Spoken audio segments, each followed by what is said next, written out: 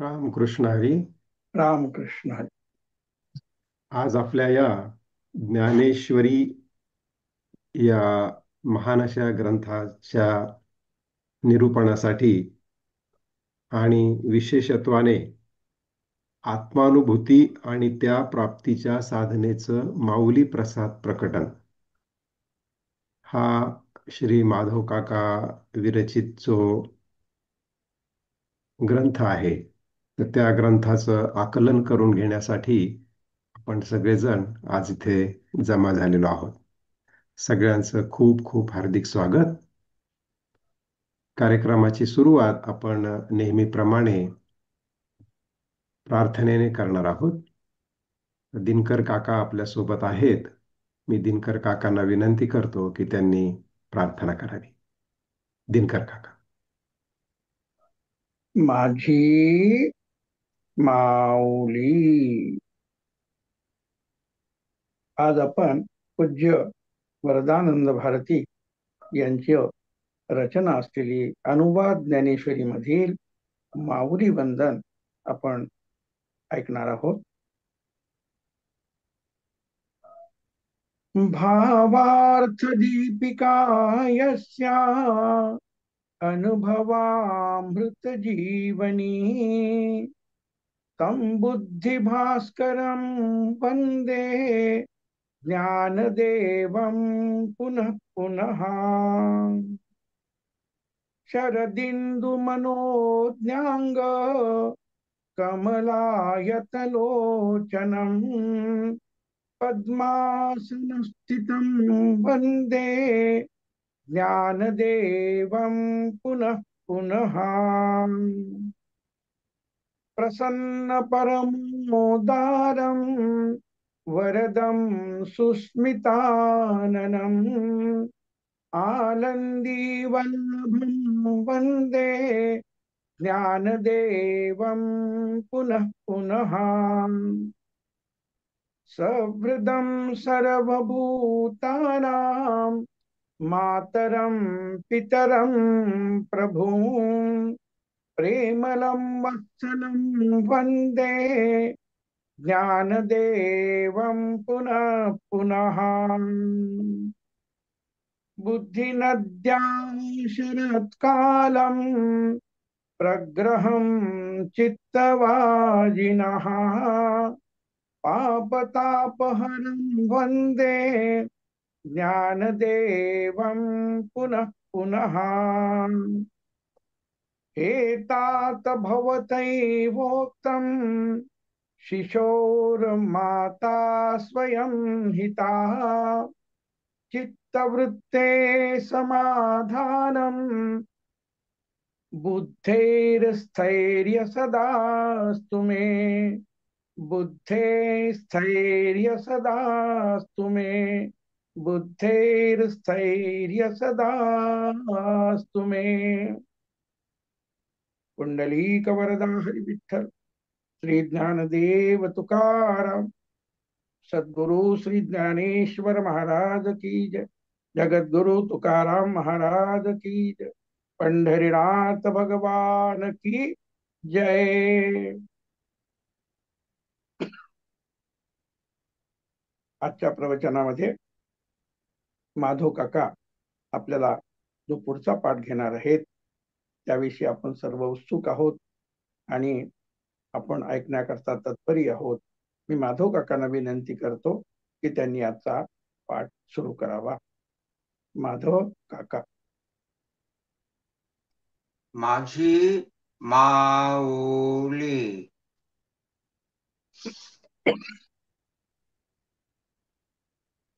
माऊलीने श्री ज्ञानेश्वरी मध्ये सांगितलेल्या ज्ञान व साधनेच्या अभ्यासासाठी रुजू झालेल्या सर्व जिज्ञासू व मुमुक्षूंचं हार्दिक स्वागत. आपणा सर्वांना साधना वर्गासाठी प्रेरणा देणाऱ्या, प्रवृत्त करणाऱ्या माऊली चरणी सेवा देण्यास आता आपण प्रारंभ करूया. त्यासाठी आपण आता माऊलींचं स्मरण करूया.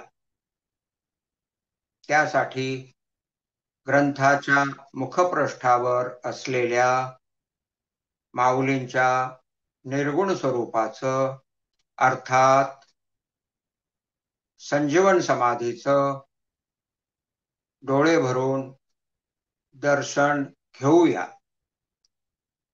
ती प्रतिमा पापणीआड साठवून ठेवून श्री गुरुगीतेतील काही श्लोकांचं पठण करूया. या श्लोकातील प्रत्येक पदातील भावना माऊली प्रती जागवूया. त्यासाठी भक्ती, श्रद्धा, आदर, निष्ठा मनामध्ये आणूया. ओम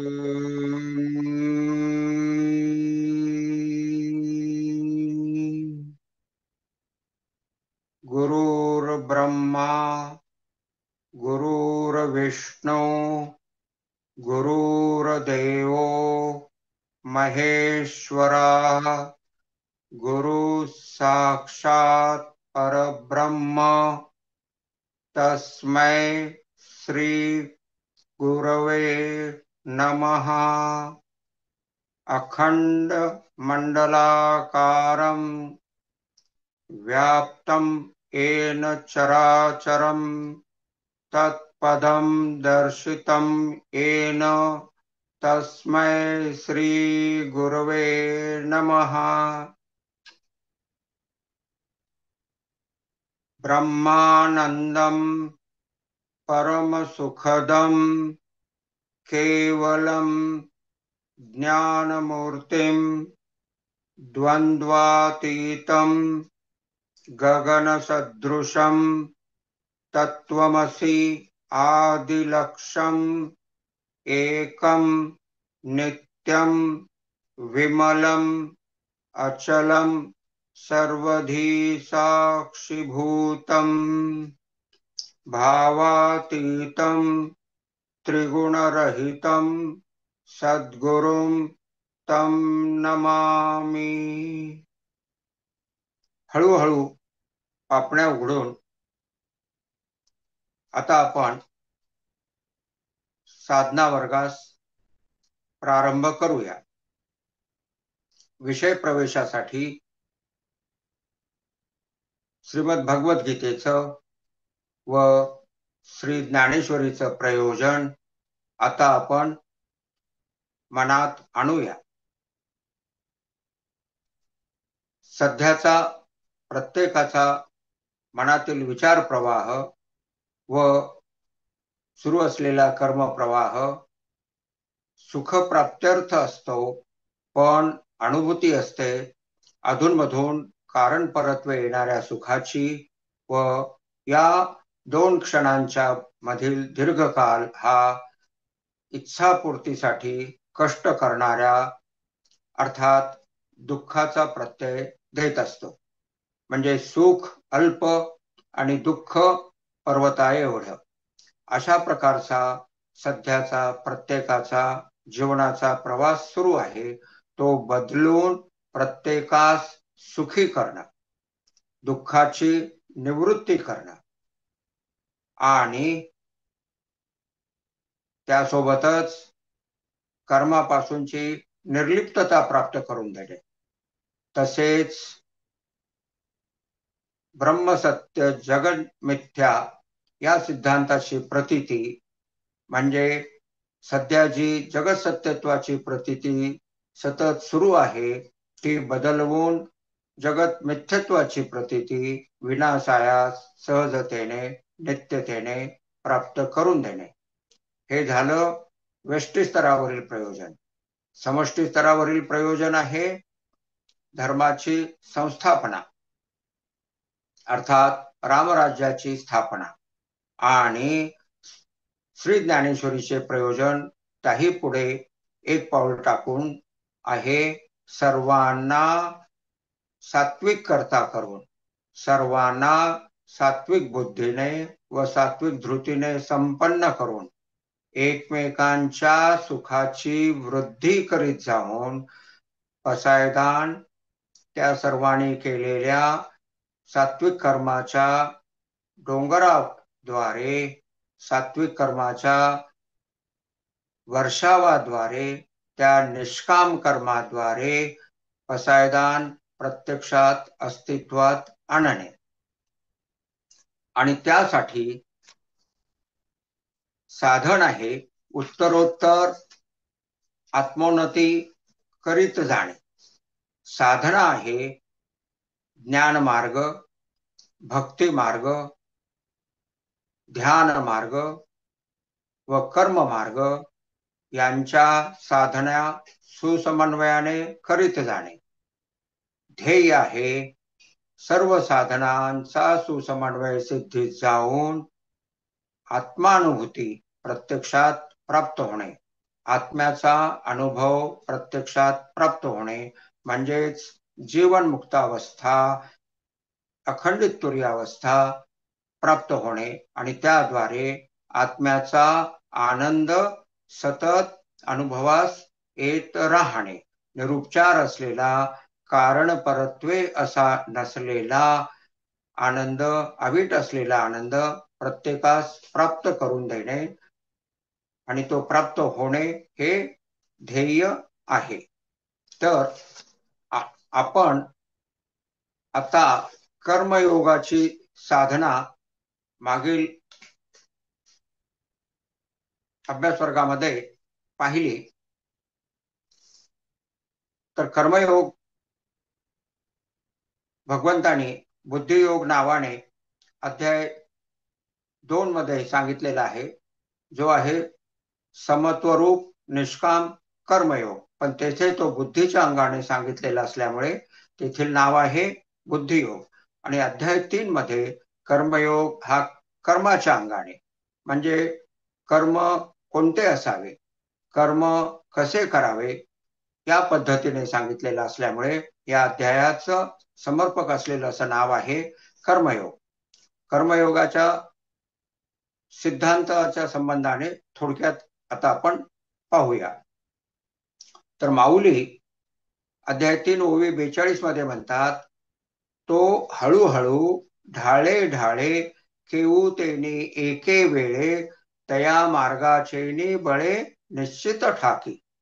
अर्थात जसा एखादी व्यक्ती एका फांदीवरून दुसऱ्या फांदीवर चढत जात त्या वृक्षावरील फळ जसे हस्तगत करते त्याप्रमाणे, म्हणजे हळूहळू कर्मयोगाची साधना सिद्धीस जाते, पण ते फळ तो निश्चित प्राप्त करतो. त्या मार्गाचे निबळे निश्चित ठाकी.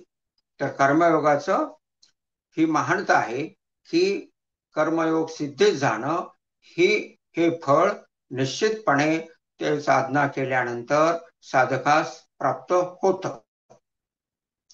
त्यानंतर पुढे ओवी 44-45 मध्ये आपण विस्ताराने पाहिलं की कर्मयोगाचे सर्व सिद्धांत ते सर्व करणीय कर्मासाठी, जे निषिद्ध वगळूनच्या सर्व करणीय कर्मासाठी करावयाचे आहेत.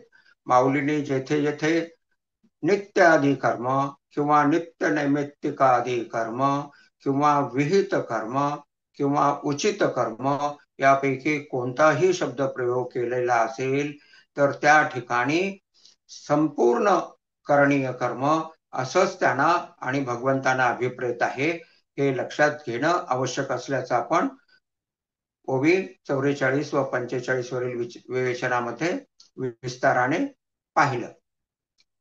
भगवंतांनी अशा संपूर्ण कर्मास नियत कर्म असं पुढे म्हटलेलं आहे आणि हे संपूर्ण कर्मच कर्मयोगाच्या साधनेप्रमाणे म्हणजे निष्कामतेने कर्म करावयाचे आहे आणि त्यामुळे कर्म स्वभावजम म्हणजे स्वाभाविक कर्म, अशा प्रकारची विशेषण भगवंतांनी अध्याय 18 मध्ये विविध श्लोकामध्ये वापरलेली आहेत. ते सुद्धा आपण विस्ताराने पाहिलं. पुढे ओवी 80 मध्ये माऊली म्हणतात, देखे अनुक्रमा आधारे स्वधर्मो जो आचरे तो मोक्षो तेणे व्यापारे निश्चित पावे. म्हणजे या ओवीमध्ये सुद्धा माऊलीने ग्वाही दिलेली आहे की निश्चितपणे कर्मयोग ची साधना करीत राहिल्याने कर्मयोग सिद्धीस जातो. आणि तो कसा करायचा आहे, तर स्वधर्माचरण रूप यज्ञ अशा पद्धतीने करावयाचा आहे.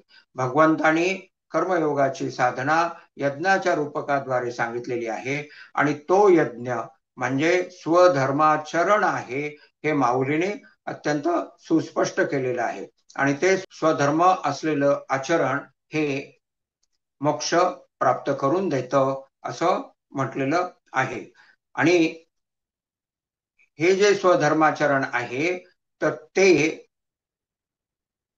एकदा का तुम्ही आपण पाहिलं की व्हिजन स्टेटमेंट आपण तयार केलं आणि कोणतं कर्म आपणासाठी सुयोग्य आहे. आज जे आपणास कर्म प्रारब्धाद्वारे करणे प्राप्त झालेलं आहे, असं त्या कर्मास सात्विक करण्यासाठी नेमकं ते कर्म कसं कसं करावयाचं आहे आणि कोणतं कोणतं करावयाचं आहे याची आपण यादी तयार केली. आणि त्याखाली आपण स्पष्टपणे असं लिहिलं की हे कर्म मी समग्रतेने आणि निष्कामतेने सतत करीत राहणार आणि तो फलक आपण जिथे कर्म करतो त्या ठिकाणी ठेवायचा आणि जो आपणा सतत आठवण करून देत राहील. आणि तसंच कर्माचरणाचं अधूनमधून निजवृत्तीद्वारे म्हणजे इंट्रोस्पेक्शनद्वारे तपासणी करीत राहावयाचं, अशी आपण ही साधना पाहिली. त्यामध्ये आपण ही जी कर्माचरण ठरवलेलं आहे करावयाचं, तर हे जे आपण व्हिजन स्टेटमेंट मध्ये आपण लिहून ठेवलेलं आहे, तर त्याबद्दल म्हणजे साधना प्रत्यक्षात करणं आवश्यक आहे. हा याचा मागचा मुख्य भाग आहे. तर प्रश्न 714 म्हणजे खंड 2 प्रश्न 714 मध्ये माऊलीने हे स्पष्ट केलेलं आहे. तर खंड 2 प्रश्न 714, तैसी नोलांडिता कर्मरेखा चित्त दीजे नित्य नैमित्तिका पाठी फळा कीजे अशेखा वांती चिये वने. त्याप्रमाणे नित्य नैमित्तिक कर्म, आध्यात्मिक साधना म्हणजे प्राणायाम, कुंडलिनी अभ्यास, ध्यान, नामस्मरण, वाचन, श्रवण, उपजीविकेसाठीचे कर्म, कौटुंबिक सामाजिक जबाबदारी पार पाडण्यासाठीचे कर्म, असे सर्व करणीय कर्म आध्यात्मिक तसेच व्यावहारिक शास्त्र नीती कायद्याप्रमाणे असल्याचे तपासून खात्री करून ठरविल्यानंतर निष्पन्न झालेली कर्मरेखा न ओलांडता काय माऊलींचे शब्द काय आहेत, तैसी नोलांडिता कर्मरेखा न ओलांडता ठरविलेले कर्म समग्र चित्ताने मनपूर्वक प्रसन्नतेने दक्षतेने करावे. तसेच कर्माची उभारणी होत असताना कर्माच्या प्रगतीच्या प्रत्येक टप्प्यावर कर्मापाठोपाठ कर्मफलास वांतीप्रमाणे मानून त्याजावे. वांतीचिये वाणी म्हणजे कर्मफलाचा त्याग म्हणजे निष्काम कर्म करीत राहणे, हा कर्मयोगातील साधनेचा गाभा आहे. आणि त्यासाठीची स्वतःच कर्मरेखा आखून द्यावयाची आहे आणि ती न ओलांडता सतत कर्म करावे असं माऊलींनी सांगितलेलं आहे. तर मागील अभ्यास वर्गामध्ये आपण सर्व अध्यायातील कर्मयोग कुठे कुठे कसा कसा सांगितला त्याप्रमाणे आपण पाहिलं. त्यापैकी एक महत्वाची ओवी होती, ती आहे, आणि अंगा जीवाची संपत्ती वेचुनी बाळाची करी पाळती, परी जीवे उभगणे हे स्थिती न पाहे माय म्हणजे आई. तर माता जशी आपल्या मुलाचं संगोपन समग्रतेने कधीही न कंटाळा करता पण त्याद्वारे कुठलीही अपेक्षा दुरान्वयानेही मनात न येऊ देता करीत असते, त्याप्रमाणे कर्म करावयाचं आहे. अर्थात कर्माची मातेची ही जी प्रेरणा आहे ती कर्तव्य पूर्तीच्या पुढे असलेली आहे, एक पाऊल पुढे असलेली अशी ही प्रेरणा आहे. आणि त्या प्रेरणेने, त्या सजगतेने, त्या समग्रतेने कर्म करावयाचे आहे. मग हे आपण पाहिलं की ओवी आपण 186 मध्ये आपण हा सर्व अभ्यास करत होतो. आणि हा 186 मध्ये अभ्यास करत असताना ती जी ओवी होती ती होती श्लोक 30 वरील. आणि ती ओवी आहे ओवी 186. तरी उचिते कर्मे आघवी तुवा आचरोने मज अर्पावी परी चित्तवृत्ती न्यासावी आत्मरूपी. तरी उचिते कर्मे आघवी तुवा आचरोने मज अर्पावी परी चित्तवृत्ती न्यासावी आत्मरूपी. म्हणून तू सर्व उचित कर्माचे आचरण करून तू ती मला अर्पण करावीस, परंतु चित्तवृत्ती आत्मरूपाकडे स्वस्वरूपाकडे जागरूक ठेवावी. चित्तवृत्ती व्यावहारिक फलाकडे, जसे सत्ता संपत्ती मान मिळेल का, केव्हा मिळेल, किती मिळेल, फल मिळाल्यावर भगवंतास अर्पण करीन अशी न जाऊ देता कर्मच अर्पण करावे. मी हे कर्म का करीत आहे, हा त्रास मी टाळू शकेन का, अशी चित्तवृत्ती नको. शासकीय नोकर असाल तर आपणा सर्वांचे लाडके पंतप्रधान श्री मोदीजी म्हणतात त्याप्रमाणे मुझे क्या व मेरा क्या अशी चित्तवृत्ती नको. कुछ बनने की नहीं करने की सोच. तर अशा पद्धतीने कर्माचं आचरण करावयाचं आहे.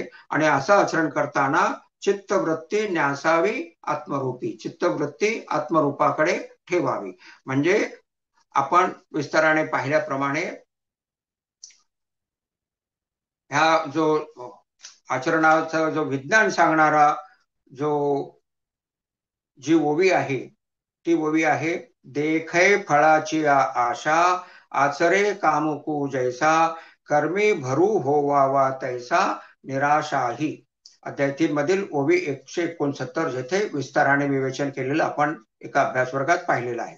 तर काय आहे, तर जसा राजसिक प्रवृत्ती असलेला व्यक्ती फळ प्राप्त्यर्थ जसं समग्रतेने आचरण करतो त्याप्रमाणे आचरण करावयाचं आहे. देखे फळाची आशा आचरे कामुकू जैसा. कामुकू म्हणजे कामना प्रेरित असलेला साधक जसे आचरण करतो त्या पद्धतीने कर्म करावयाचे आहे. कर्मी भरू होवावा तैसा निराशाही. पण कर्मफळ पूर्णपणे मनात येऊ न देता अशा पद्धतीने जे कर्मयोगाचं विज्ञान आहे ते आपण पाहिलं की चित्तवृत्ती ठेवावी आत्मरूपी आणि कर्म कसे करावे समग्रतेने.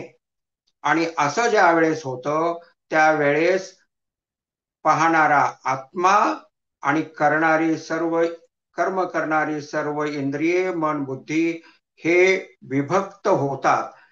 सध्याचं काय आहे, जीवभाव आहे. जीवभाव म्हणजे काय, आत्मा आणि इंद्रिय यांचं मिथुनीकरण झालेलं आहे. आणि त्यामुळे होतं काय की मी कर्म करीत आहे हा जीवभाव तयार होतो.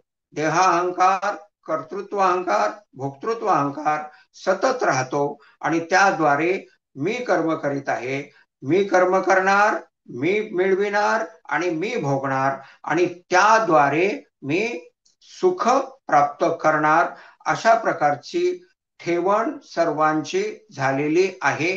ती बदलून देणं आणि आत्मा आणि शरीर इंद्रिय मन बुद्धी यांना एकमेकांपासून विभक्त करणं आणि आत्म्याचा अनुभव आणि त्यासोबतच कर्माची उभारणी असं दोन्हीचा अनुभव एकसाथपणे प्राप्त करून देणे आणि तसा तो प्राप्त होतो याची निश्चिती आणि ग्वाही माऊलीने दिल्याचा आत्ताच आपण विविध ओव्यातून पाहिलेलं आहे. तर कर्म अर्पण करण्याचा हा सिद्धांत आपण 186 मध्ये पाहत असताना त्या ठिकाणी आपण अध्याय 17 मधील विविध ओव्यांच्या द्वारे आपण विस्ताराने अभ्यास केला. तेथे यज्ञ, कायिक वाचिक मानसिक तप आणि दान या 3 उदाहरणं देऊन सर्वच कर्म कसं सात्विक करावं याचं विस्ताराने विवेचन केलेलं आहे. आणि तसं सात्विक झालेलं कर्म जनता जनार्दनास, भगवंतास ओम तत् सत या ब्रह्मनामाद्वारे अर्पण करावयाचा विधी आपण विस्ताराने तिथे पाहिला. आणि त्यानंतर आपण विविध अध्यायातील कर्मयोग आचरणच्या संबंधाने असलेल्या ओव्या आणि श्लोकांचाही आपण अर्थाद्वारे आस्वाद घेतला. आणि तसं करत असताना आपण लेखकाचा अनुभव एका ठिकाणी होता, तर तो आपण हा सर्व कर्मयोगाचा सारांश पाहिल्यानंतर पाहूया असं आपण म्हणालो, पण वेळेअभावी आपण काही तो तेथे पाहिला नाही. तर कर्माची जी साधना आहे, कर्म अर्पण करण्याची साधना आहे, त्यामध्ये आपण असंही त्यावेळेस पाहिलं की सध्याची राष्ट्रीय स्वयंसेवक संघ ही जी संस्था आहे ते कर्म खूप चांगल्या प्रकारे करतात, समग्रतेने करतात आणि कर्मफळाला ते शिवतही नाहीत. अशाच प्रकारची त्यांची मनोभूमी सुरुवातीपासून तयार केलेली असते. आणि त्यांचा मंत्र काय आहे? राष्ट्राय स्वाहा इदम राष्ट्राय इदम न मम. म्हणजे जे कर्म मी करीत आहे ते राष्ट्रास अर्पण, ते कर्म आता राष्ट्ररूप हो, आणि इदम न मम, ते कर्म आता माझे नाही, माझे राहिलेले नाही, अशी भूमिका प्रत्येक वेळेस धारण करायची असते. जसं जशी कर्माची उभारणी होत राहते तसं तसं. आणि मग काय होतं? अनुभव येतो. तो कसा येतो अनुभव? तरी सत्यची गा धनुर्धरा, म्हणजे सत्यतेने हा अनुभव येतो, स्पष्टतेने अनुभव येतो. सर्व कर्माचा उभारा होत असे बाहिर बाहिरा करणे पाचे. सर्व कर्माची उभारणी की आत्मस्वरूपाच्या बाहेर, बाहेरच्या बाहेर होत आहे. आणि ती उभारणी जी आहे, अधिष्ठान असलेला शरीर, करता असलेला जीव, त्याची मन बुद्धी कर्मेंद्रिये ज्ञानेंद्रिये आणि त्यांच्याद्वारे होत असलेल्या क्रिया, अशा पद्धतीने अशा 5 कारणांच्या द्वारे तेथे कर्माची उभारणी आत्मस्वरूपाच्या बाहेर, बाहेरच्या बाहेर होत असल्याची आपणास अनुभूती येत राहते. ही अनुभूती माऊलीने अजून एका ओवीमध्ये अत्यंत स्पष्ट केलेली आहे. ती ओवी आहे, पांघरोणी नईचे उदक असे नईची माझी खडक, परी जाणीजे गा वेगळीक कोडीचे ते. अशी ओवी 271 अध्याय 18 मध्ये माऊलीने ही अनुभूती स्पष्ट केलेली आहे. नदीच्या पात्राच्या तळाशी दगड असतो, त्याला सर्व बाजूनी वेष्टून पाणी असते, पण वेष्टून असलेले पाणी आणि दगड यामध्ये कोट्यवधीचे अंतर, फरक, भिन्नता असते. आणि त्यामुळे मग आत्मा अनात्मा ह्यामधील फरक, प्रकृती आणि पुरुष यामधील फरक, ब्रह्म आणि जगत यामधील फरक, अशा पद्धतीने हा फरक आपणास साधकावस्थेत जोपासावयाचा आहे. आणि अनुभूती मग नदीच्या पात्रातील खडकास जसं सर्व बाजूने वेष्टून कर्म असतं, स्वतः करीत असलेल्या बुद्धी आणि इंद्रियाद्वारे, तसेच इतरांच्या द्वारे सुरू असलेले सर्व कर्म हे आत्मस्वरूपाच्या बाहेर, बाहेरच्या बाहेर सुरू आहे. स्वतःला जरी ते वेष्टून असलं, भौतिक दृष्ट्या जरी काहीही अंतर नसलं, तरी ते आत्मस्वरूपाच्या बाहेर, दूर, बाहेरच्या बाहेर असल्याची अनुभूती सतत प्राप्त होत असते. तर ह्यामध्ये ज्या काही ओव्या अजून आपण थोड्याशा ज्या पाहायच्या राहिल्या त्या पाहून आपण लेखकाचा अनुभवही पाहणार आहोत. तर पृष्ठ 723 खंड 2 पृष्ठ 723 मध्ये ओवी 171 मध्ये माऊली म्हणतात, केल्या कर्मा पांडवा जो आथी फळाचा यावा तया मोहरा हो नेदावा मनोरथू.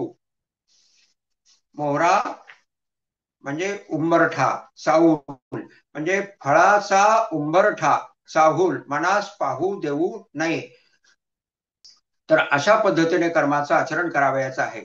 फलाची निर्मिती करणे त्या कर्माचा गुणधर्म आहे. कर्म हे फलाची निर्मिती करीतच राहते, ही वस्तुस्थिती आहे. जीवन मुक्तावस्थेपूर्वी प्रत्येक व्यक्ती जाणीवपूर्वक किंवा अजाणतेपणाने किंवा सुप्तपणे मनात कर्मफलाची इच्छा, आशा, अपेक्षा बाळगून असते.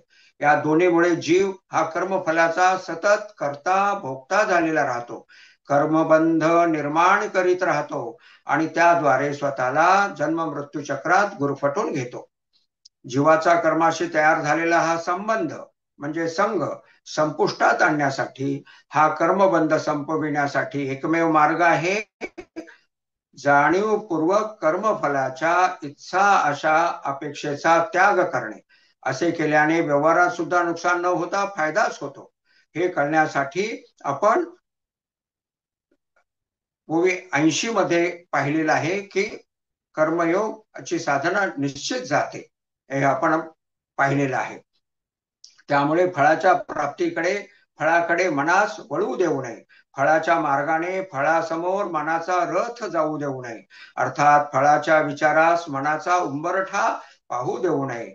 फळाचा उंबरठा चाहूल मनास पाहू देऊ नये. तर समग्रतेने कर्म जेव्हा आपण करतो त्यावेळेस त्या कालावधीमध्ये खरोखर फळ डोळ्यासमोर येत नसतं. त्यामुळे आजचे शब्दप्रयोग काय आहेत, आजच्या मॅनेजरल सायन्सचे, HRDचे सायन्सचे काय आहेत, वर्क इज वर्शिप. अशा पद्धतीने आपण कर्म करतो आणि कर्मच आनंद रूप होऊन जातं, असा अनुभव येतो. तर हा अनुभव येण्यासाठी आपण काय अपेक्षित आहे, कर्म समग्रतेने करणे आणि तरी फलाकांक्षा नको. तरी म्हणजे काय, तर राजसिक बुद्धीचं परिवर्तन सात्विक बुद्धीमध्ये करावयाचं आहे. आणि तसं केल्याने ही जी आपण साधना पाहिली ती पूर्णत्वाने केली जाते. तर हा विषय आलेला आहे खंड 2 पृष्ठ 858 अध्याय 18 ओवी 723. माऊली म्हणतात, तेगा बुद्धी चोख विषयी जाण येथ राजसी अक्षत टाकिली जैसी मांदिये वरी. तर राजसिक बुद्धीचं वर्णन सुरू आहे, पण आपला विषय आहे अभ्यासाचा की राजसिक बुद्धीचे सात्विक बुद्धीमध्ये परिवर्तन करावयाचं आहे. तेथील शीर्षक आहे पहा, राजसिक बुद्धी व्यवहारात यशस्वी करू शकते पण आत्मानुभूती पासून दूर नेते. राजसिक बुद्धी व्यवहारात यशस्वी करू शकते पण आत्मानुभूतीपासून दूर नेते. तर राजसिक बुद्धीचे सात्विक बुद्धीमध्ये परिवर्तन करावयाचे आहे. तर रज व तम गुण बांधणारे म्हणजे बंधाच कारण आहेत व सत्वगुण बंधापासून सोडवणारा अर्थात आत्मानुभूती मोक्ष प्राप्ती करून देणारा आहे. वर्गीकरण करून आत्मप्रतीतीस आणून देणे हे त्रिविधीकरणाचे प्रयोजन आहे. बुद्धीची कुशाग्रता, सूक्ष्मता, व्यापकता, स्थिरता जितकी अधिक तितकी बुद्धी उच्च गुणवत्तेची, चांगल्या दर्जाची हा निकष व्यवहारातील उन्नतीसाठी जसा लागू आहे तसाच तो आध्यात्मिक उन्नतीलाही लागू आहे. अर्थात बुद्धीच्या गुणवत्तेची ही अंगे कुशाग्रता, सूक्ष्मता, व्यापकता, स्थिरता, सात्विक बुद्धीत जशी असतात तशीच ही सर्व अंगे राजसिक बुद्धीतही असू शकतात. जेव्हा ती असतात तेव्हा करता व्यवहारात निपुण व यशस्वी ठरतो. राज्यकर्ते, मंत्री इत्यादी उच्च अधिकारी, IAS, IPS सारखे मोठे व्यापारी, उद्योगपती, शास्त्रज्ञ, अध्यापक, प्रथितयश, इंजिनियर, डॉक्टर, वकील या सर्वांची बुद्धी उच्च दर्जाची असते. म्हणूनच ते यशस्वी होतात, पण त्यांना आत्मानुभूती प्राप्त होत नाही. याचे कारण त्यांची बुद्धी सात्विक नसते. व्यावहारिक जगतात नीतीनुसार आचरण व परिश्रम करून म्हणजे करणीय कर्माद्वारे यशस्वी होण्यात गैर, चूक, अयोग्य असे काहीही नाही. किंबहुना अशांच्या अस्तित्वामुळे देशाची, समाजाची प्रगती होत असते, सुख समृद्धीची वृद्धी होत असते. जे आवश्यक आहे त्या अशा प्रकारची सुख समृद्धीची वृद्धी होणे जी राजसिक बुद्धीद्वारे होत असते ते आवश्यक आहे. यशस्वी लोकांची संख्या जितकी कमी तितका जगाच्या प्रगतीचा वेग कमी राहणार हेही लक्षात येते. तथापि राजसिक बुद्धी समाजाचा फायदाच करते हेही म्हणणे चूक व नुकसानच करते हेही म्हणणे चूक. ती अशी राजसिक बुद्धी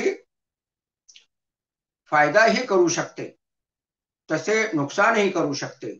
म्हणून ती यथार्थपणे योग्य प्रकारे कर्तव्य अकर्तव्यात जाणत नाही असे भगवंत म्हणतात. आणि माऊली काय दृष्टांत देतात? अक्षता टाकिली जैसे मांदिये वरी. तर आपण सध्या तेथील दृष्टांतात सध्या न जाता आपण आपल्या मूळ विषयाकडे येऊया.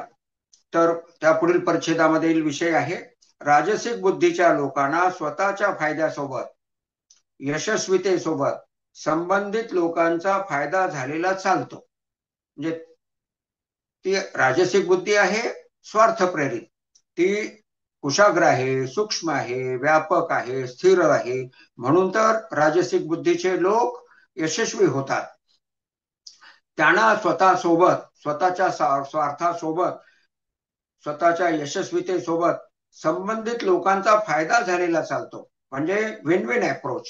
पण समाजाचे व्यापक हित साधल्या जाण्याबाबत त्यांचा आग्रह नसतो. व्यापक हित योगायोगाने साधल्या गेले तरी चालते, तसेच अहित झाले तरी चालते. स्वतःचा आणि स्वतःच्या संस्थेचा, प्रतिष्ठान, कंपनी, विभाग यांचा प्रगती आलेख वरवर जाणारा पाहिजे हेच त्यांचे लक्ष असते. राजसिक बुद्धी कृतिशीलतेला प्राधान्य देते, प्रवृत्तीला प्राधान्य देते हे लक्षात घ्यावे. सात्विक बुद्धी बंध आणि मोक्ष यांना जाणते व त्या दृष्टीने कार्याची, कर्माची निवड करते, जिचा अभाव राजसिक बुद्धीत आहे. राजसिक बुद्धीला मोक्ष समजत नाही, पण धर्म, अर्थ, काम हे पुरुषार्थ समजतात व ते ती मिळवू पाहते. त्यात द्रव्य, स्त्री, सत्ता, कीर्ती हे आले. त्यांच्या स्वार्थाच्या यशस्वीतेच्या मापदंडात कीर्ती आहे. त्यामुळे राजसिक बुद्धी पापभीरू असते, बेकायदेशीर मार्गाचा अवलंब शक्यतो करीत नाही, कारण त्यात अपकीर्तीचा धोका आहे. स्वार्थासाठी त्यांना कायद्याला, नीतिनियमांना मुरड घातली तर चालते व त्यांच्याकडे स्पष्टीकरण असते, जसे आजच्या काळात फार सोवळे राहून चालत नाही, लाच द्यावी लागते इत्यादी. अशा व्यक्ती कायद्याच्या चौकटीत स्वतःची कृती बसवून स्वार्थ साधतात. समजण्यासाठी सोपे उदाहरण, सिग्नलवर पोलीस नसल्याची खात्री पटताच राजसी बुद्धी निर्धास्तपणे सिग्नल तोडते.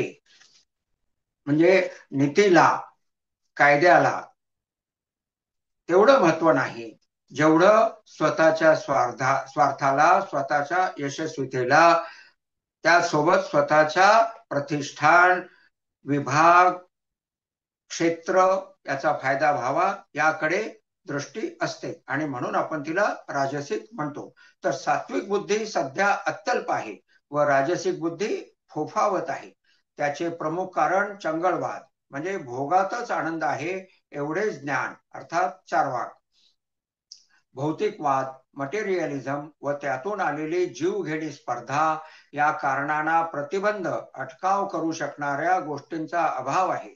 जसे शिक्षणात गुरुकुल परंपरेचा अभाव, शालेय शिक्षणात गीतेतील तत्वज्ञान न शिकविणे, त्यासाठी निधर्मीपणाचे कारण पुढे करणे, खरे कारण इतर धर्मियांचे तुष्टीकरण, नीतिमूल्ये जोपासणाऱ्या शिक्षण पद्धतीचा अभाव, कुटुंब स्तरावर सुसंस्काराचा अभाव, तामसिक बुद्धी व तामसिक धृती पूर्णतः त्याज्य आहेत, त्यांचा त्याग करावा, राजसिक बुद्धीचे सात्विक बुद्धीमध्ये परिवर्तन करावे आणि ते शक्य व सोपे आहे.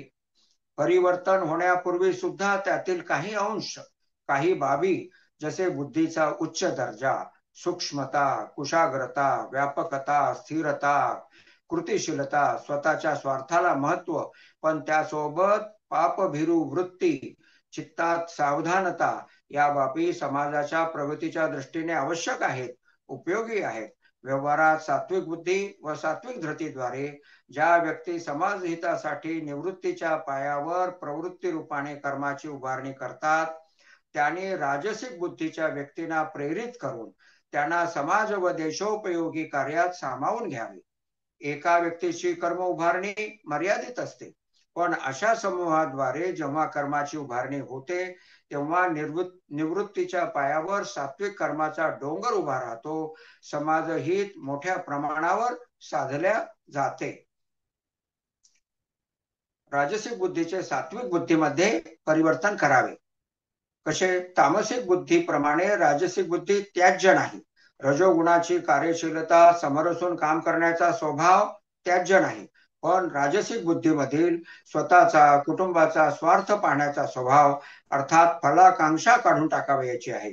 स्वतः व कुटुंबापुरती मर्यादित राहण्याची इच्छा समाज, राष्ट्र, विश्व यांच्या हिताप्रती विस्तारित करावयाची आहे. अशा रीतीने ठरविलेल्या ध्येयासाठी समरसून कर्म करते ती सात्विक बुद्धी. असे परिवर्तन बुद्धीमध्ये करावयाचे आहे. असे करताना सात्विक बुद्धीच्या कर्त्याने सोबतच्या इतरांच्या बुद्धीस दिशा देणे, त्यांच्यातील सत्वांशात वाढ करणे, त्यांच्या सात्विक आनंदात वाढ करणे आणि अखेरीस त्यांच्या राजसिक बुद्धीचे परिवर्तन सात्विक बुद्धीत करणे असा व्यवहार ठेवावा. तर अशा प्रकारचं आचरण करणे आणि स्वतःची तर बुद्धी सात्विक ठेवायचीच आहे, पण त्यासोबत ज्या कर्म समूहाद्वारे आपण कर्माची उभारणी करीत आहोत त्यांची बुद्धी सुद्धा सात्विक होईल असे आपणास पाहावयाचे आहे.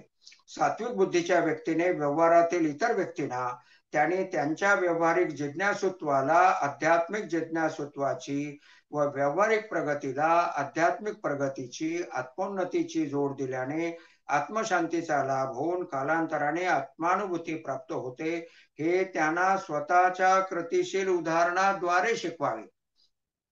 आपण पाहिलं अध्यात्मामध्ये की जनकाधिकांचं उदाहरण दिलेलं आहे आणि स्वतः आचरण करून दाखविल्याने जे रोल मॉडेल तयार होतं, आयडॉल तयार होता, अनुकरण करण्यासाठी आयलँड ऑफ एक्सलन्स इतरांना प्राप्त होतो, तसा तो प्राप्त करून द्यावयाचा आहे. कारण व्यक्ती तशीही अनुकरणशील आहे आणि त्यामुळे तुम्ही जर का स्वतःचं आचरण त्या उच्च पद्धतीने केलं आणि त्यासाठी आपण पाहिलं की स्वतःच्या व्हिजन स्टेटमेंट मधील काही भाग, काही क्षेत्र असे निवडावयाचे आहे आणि त्या ठिकाणी ते कर्म अशा पद्धतीने करावयाचे आहे की ते कर्म इतरांना अनुकरण करण्यासाठी उपलब्ध होईल.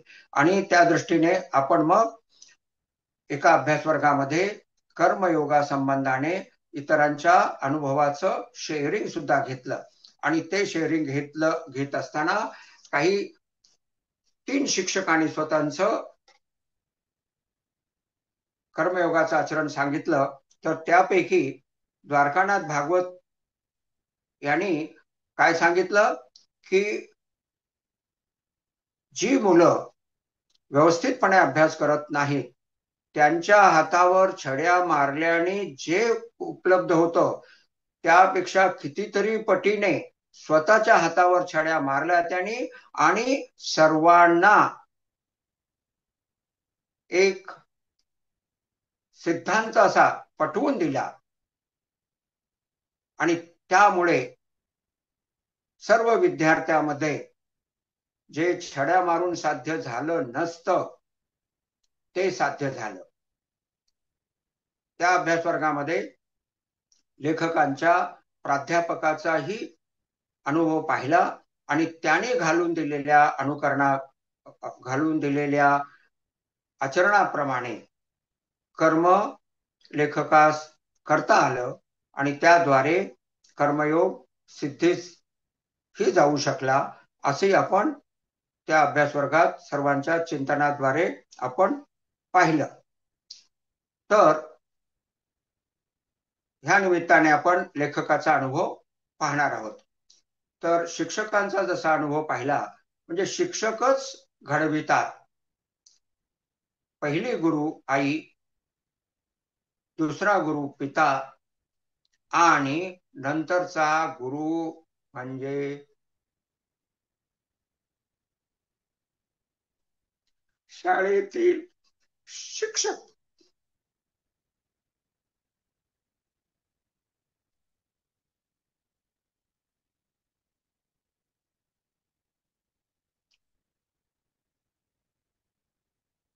शाळेत असताना आमच्या एका शिक्षकांचं उदाहरण इतरांना आचरण करता यावं यासाठी सांगणं मला आवश्यक वाटतं. आता ते वैकुंठात आहेत. आम्ही त्यांना साखरे सर म्हणायचो. अध्यात्मातही साखरे हे नाव खूप खूप सर्वांना माहितीचं असं सुप्रसिद्ध असलेलं नाव आहे.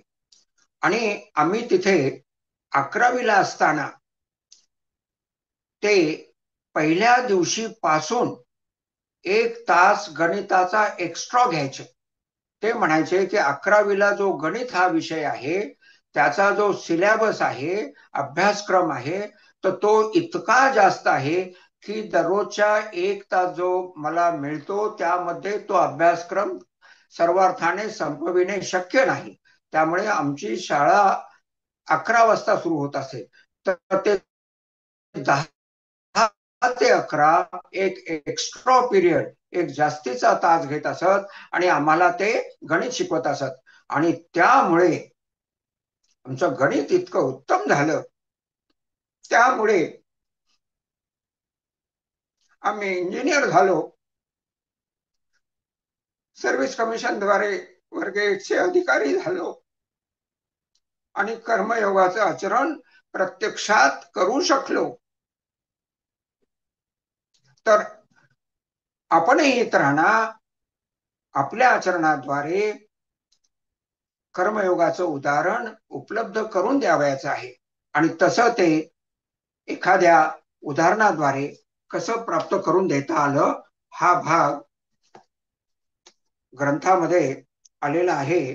तर तो आहे तर तो भाग आलेला आहे खंड 1 मध्ये अध्याय 12 ओवी 124 पृष्ठ 636 वर आलेला आहे. तर इतरांना अनुकरण करून देण्यासाठी उदाहरण उपलब्ध करून देणे हा विषय आपण आता पाहत आहोत.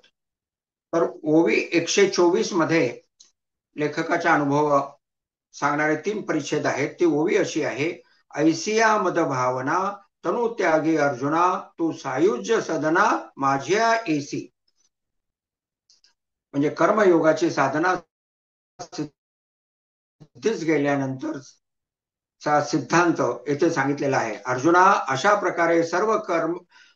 प्रकारे सर्व कर्म उभारणीत माझीच भावना, भगवंत कर्म करीत आहेत ही भावना चित्तवृत्तीत अखंडपणे धारण करून ठेवलीस तर देहत्यागानंतर तू सायुज्य मोक्षरूपी माझ्या घरी येशील. मृत्यू पश्चात वैकुंठात माझ्या सगुण सानिध्यास प्राप्त होशील. ही हातवटी मृत्यूपूर्वी आत्म्याच्या रूपाने असलेल्या भगवंतांच्या सानिध्याची प्राप्ती करून देते हा भाव ह्या ओळीत सांगितलेला आहे. आणि ह्या ठिकाणी लेखकाचा अनुभव 3 परिच्छेदात पुढील प्रमाणे सांगितलेला आहे, तर तो आता आपण पाहूया. कर्माची उभारणी भगवंतच करीत आहेत, ही साधना समृद्ध करणारा लेखकाचा अनुभव. मुमुक्षु साधकांना भक्ती मार्गाने कर्मापासून निर्लिप्त होण्याची प्रतीती आणून देण्यासाठी मुमुक्षु साधकांना भक्ती मार्गाने कर्मापासून निर्लिप्त होण्याची प्रतीती आणून देण्यासाठी उपयोगी असल्यामुळे हा अनुभव येथे समोर आणणे योग्य वाटते. आपणास आठवत असेल, मागील एका अभ्यास वर्गामध्ये श्री उल्हास देबडवार यांनी जो कर्मयोगाचा त्यांचा अनुभव सांगितला होता, त्याच काळातील हा अनुभव आहे. लेखक औरंगाबाद येथे अधीक्षक अभियंता असताना किल्लारी येथील विनाशकारी भूकंप झाला होता. लातूर व उस्मानाबाद जिल्ह्यातील प्रत्येकी 15 अशी एकूण 30 गावे नेस्तनाबूत झाली होती. हे दोन्ही जिल्हे नांदेड मंडळात होते आणि लेखक त्यावेळेस औरंगाबाद मंडळाचे अधीक्षक अभियंता म्हणजे सुपरिंटेंडिंग इंजिनियर होते. भूकंपाच्या 3ऱ्या दिवशी बीड येथे दौऱ्यावर असताना मुंबईहून वरिष्ठाकडून पुढील प्रमाणे तातडीचे निर्देश फोनद्वारे मिळाले. तालुका उमरगा, जिल्हा उस्मानाबाद येथील जी 15 गावे नेस्तनाबूत झाली आहेत व वाचलेल्या लोकांना छावण्यामध्ये म्हणजे कॅम्प्स मध्ये ठेवलेले आहे व त्या नवनिर्मित छोट्या गावांना, त्या छावण्यांना टँकरने पाणी पुरवठा करण्यात येत आहे. पण पाईपलाईन टाकून पाणी पुरवठ्याची स्थायी सोय होण्यासाठीच्या कामांना गती देण्यासाठी स्थानिक अभियंते कार्यक्षमतेत कमी पडत आहेत. तरी तातडीने तेथे जाऊन कामे करावीत आणि त्या कामासाठी तुम्ही या क्षणापासून अधीक्षक अभियंता आहात, असं त्यावेळच्या मेंबर सेक्रेटरीने, सदस्य सचिवांनी फोनवरून लेखकांना आज्ञा दिल्या. त्यावेळेस बीड येथे दौऱ्यावर असल्यामुळे आणि बीड जिल्हा उस्मानाबादच्या लगतचा असल्यामुळे तेथील अभियंत्यांना सोबत घेणे योग्य होते. स्थानिक ज्युनियर इंजिनियर्सची बैठक घेतली, काम समजावून सांगितले. उमरगा येथे गैरसोय सोसून 1 आठवडा मुक्काम करून कामे मार्गी लावायची व पूर्ण करावयाची असल्याचे सांगितले आणि सोबत येण्याचे आवाहन केले. 5-6 अभियंते स्वेच्छेने सोबत आले. त्यांनी ध्यानाभ्यास तसेच स्वेच्छेने जबाबदारी अंगावर घेऊन सेवा देणे याचा अंतर्भाव असलेला सिद्ध समाधी योगाचा कोर्सही केलेला होता. त्यामुळे त्यांना आईसारखी जबाबदारी स्वतःच्या अंगावर घेणे आणि कर्मफलाचा उंबरठा न पाहता कर्म करीत राहणे ही साधना कशी करावयाची याचं सैद्धांतिक ज्ञान आणि काही अनुभव हा निश्चित होता. लेखक स्वतः दौऱ्यावर असल्यामुळे सोबत बॅग होतीच. सर्वजण उमरग्याला त्याच दिवशी पोहोचलो. अधिकाऱ्यांची गर्दी व जागा तालुक्याची, त्यामुळे सरकारी डाक बंगला मिळणे शक्य नव्हते. तालुक्याच्या ठिकाणच्या हॉटेल तरी किती मोठे असणार आहेत, ते एका छोट्या हॉटेलमध्ये सर्वांचा मुक्काम होता. रोज रात्री सब डिव्हिजनच्या ऑफिसमध्ये जमिनीवर बसून सर्वांनी लेखकासह सर्व अभियंते व कंत्राटदार यांनी जेवायचे व जेवताना सर्व कामाचा आढावा व निर्णय घेतले जायचे. कारण सकाळी उठून सर्व जणांनी 8 वाजता प्रत्यक्ष काम सुरू करावयाचे असा उपक्रम होता. दूर गावाहून ट्रकद्वारे मजूर रोज आणणे, जेथे असतील त्या जिल्ह्यातून, म्हणजे कामाची व्याप्ती आपण पाहत आहोत. कसं तर मजूर तिथल्या तिथे उपलब्ध होणं शक्य नव्हतं, कारण ज्या छावण्यांना पाणी द्यायचं आहे त्या छावण्यातील जे लोक आणि मजूर आहेत तर ते जे आहेत तर त्याच्यावर एवढा मोठा आघात झालेला होता की ते काही काम करू शकण्याच्या मनस्थितीतच नव्हते. त्यांना ते शक्यच नव्हतं. त्यांना त्या ठिकाणी सांभाळणे, त्यांच्यावर झालेला मानसिक आघातास फुंकर घालणे आणि त्यांची गैरसोय होऊ न देणे असं शासनाचं त्यावेळेचं कर्तव्य होतं आणि त्यासाठीची कर्माची आखणी सुरू होती.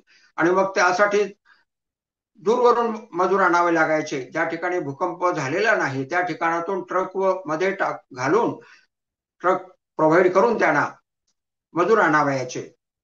जेथे असतील त्या जिल्ह्यातून दुसऱ्या प्रगती पथावरील योजनावरून छावणी निहाय आवश्यक असणारे पाईपांना जोडावयाचे साहित्य म्हणजे स्पेशल्स हे आणायचं, कारण त्या छावण्यांना पाणी द्यायचं काम लेखकाचं होतं आणि लेखकाच्या सर्व कर्मसमूहाचं होतं.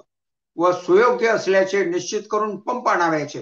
पंप बाजारातून कसे लगेच मिळणार, तर मग इतर योजनेवर असलेले त्यातील कोणते पंप ह्या कामासाठी सुयोग्य आहेत. म्हणजे पंपाचं कसं असतं, डिस्चार्ज किती असावा, पंपाचं हेड म्हणजे किती प्रेशरने पंपाने पाणी फेकावं, ती सुयोग्यता तपासून इतर जिल्ह्यामधून पंप शोधायचे आणि ते पंप आणावयाचे. एकमेकाच्या मदतीने काम पूर्ण वेगाने सुरू ठेवायचे, असे कामाचे स्वरूप होते. सर्वांनी दररोज 12-14 तास काम केले व सर्व छावण्यांना म्हणजे नवनिर्मित गावांना 2 ते 5 किलोमीटर म्हणजे 15 छावण्या होत्या. तर ह्या 15 छावण्यांना 2 ते 5 किलोमीटर अंतरावरून जुन्या विहिरीपासून किंवा नवीन बोर घेऊन तेथून पाईपलाईन टाकून प्रत्येक गावात ओट्यावरील सिंटेक्सच्या टाक्या व टाक्यांना चहूबाजूनी 4 नळ, टाक्या भरण्यासाठीची त्या छावणी अंतर्गतची पाईपलाईन आणि जिथे पाणी आहे त्या सोर्स पासून 2 ते 5 किलोमीटरची पाईपलाईन, अशी व्यवस्था पूर्ण करून पाणी पुरवठा यशस्वीरित्या सुरू करण्यात आला. म्हणजे कामाची व्याप्ती किती होती पहा. कुठून पाणी आणायचं ते शोधायचं.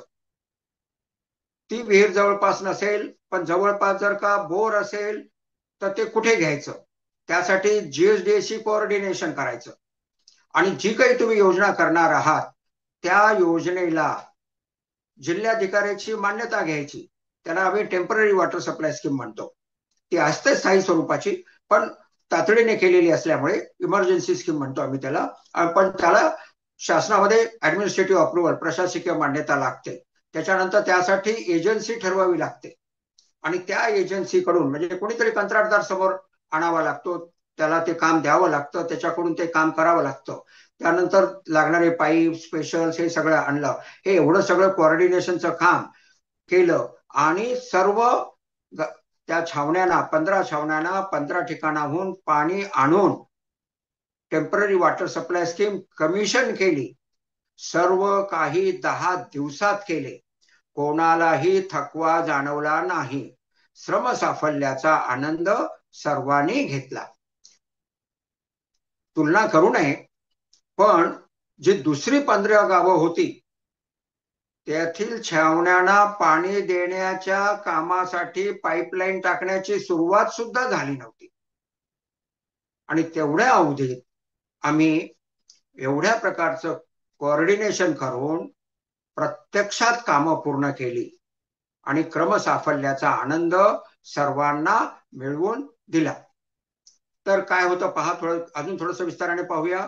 पहिल्या दिवशी आम्ही तेथे गेलो तेव्हा तेथे काम लौकिक दृष्टीने म्हणजे ऍडमिनिस्ट्रेटिव्ह मोड मध्ये सुरू होते. कंत्राटदार असाल तर नफा नुकसान तो पाहणार कंत्राटदार. मला साहेब याच्यात नुकसान व्हायला नको, थोडा तरी फायदा व्हायला हवा.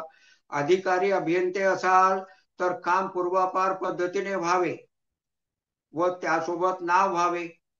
किमान पक्षी अकार्यक्षमतेचा शिक्का बसू नये अशी तेथील त्यांची भूमिका होती.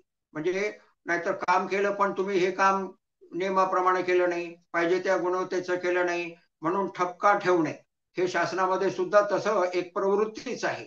जे केलेल्या कामाकडे बघायचं नाही, जे चूक झाली त्याकडे बघायची अशी असते. तर तसं आपल्याला तो त्रास आपणास होऊ नये अशी त्यांची भूमिका. त्या 15 व जवळपासच्या भूकंपग्रस्त भागातील लोक शोकग्रस्त व जबरदस्त धक्क्यातून बाहेर न आलेले होते. त्यांच्यापैकी कोणी मोलमजुरीने काम करावे ही अपेक्षा चुकीची होती. त्यामुळे दूर गावाहून ट्रकने रोज मजूर आणणे व तेथे त्यांना नेऊन सोडणे क्रमप्राप्त होते. आमचा तेथे गेलेला समूह वेगळ्या प्रेरणेने काम करीत आहे हे तेथील कंत्राटदार अभियंते यांच्या लक्षात आले व त्यांच्याशी चर्चा केल्यानंतर त्यांनी त्यांची भूमिका बदलली. म्हणजे काय झालं, त्यांची जी आधी भूमिका राजसिक बुद्धीची होती ती त्यांनी बदलून सात्विक बुद्धीची केली. तातडीचे काम, दूरहून मजुरांची ने आण हे सर्व पाहता शासकीय दर सूचीप्रमाणे कराव्या लागणाऱ्या कामात नुकसान खात्रीने होणार त्यांच्याशी चर्चा केली. नुकसान कमीत कमी होण्यासाठी त्यांना सर्वतोपरी मदत करण्यात येईल असे त्यांना सांगितले. हे त्यांना पटले. कारण काय, जर अधिकची टक्केवारी द्यायची तर ऑडिट काय म्हणणार, तुम्ही टेंडर का काढले नाही, तुम्हाला अजून कमी किमतीत कोणी काम करून दिलं असतं, ते तुम्ही त्या पद्धतीने का केलं नाही. तर मग तिथल्या तेथे लोकांना बोलावून कोण काम करून देतं. तर सुरुवातीची जी त्यांची भूमिका होती की आपलं नफा नुकसान म्हणजे नफा व्हावा, नुकसान होऊ नये. मग त्यांना मी असं सांगितलं की असे आहे. मग हे त्यांना पटले व त्यांनी नफा घेणार नाही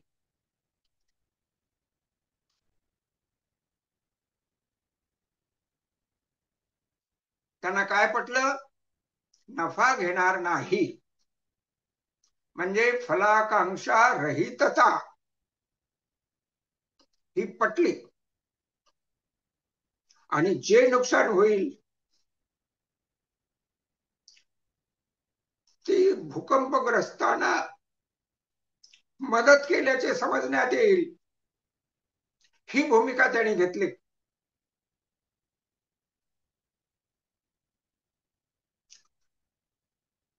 ती भूकंपग्रस्तांना मदत केल्याचे समजणे योग्य होईल.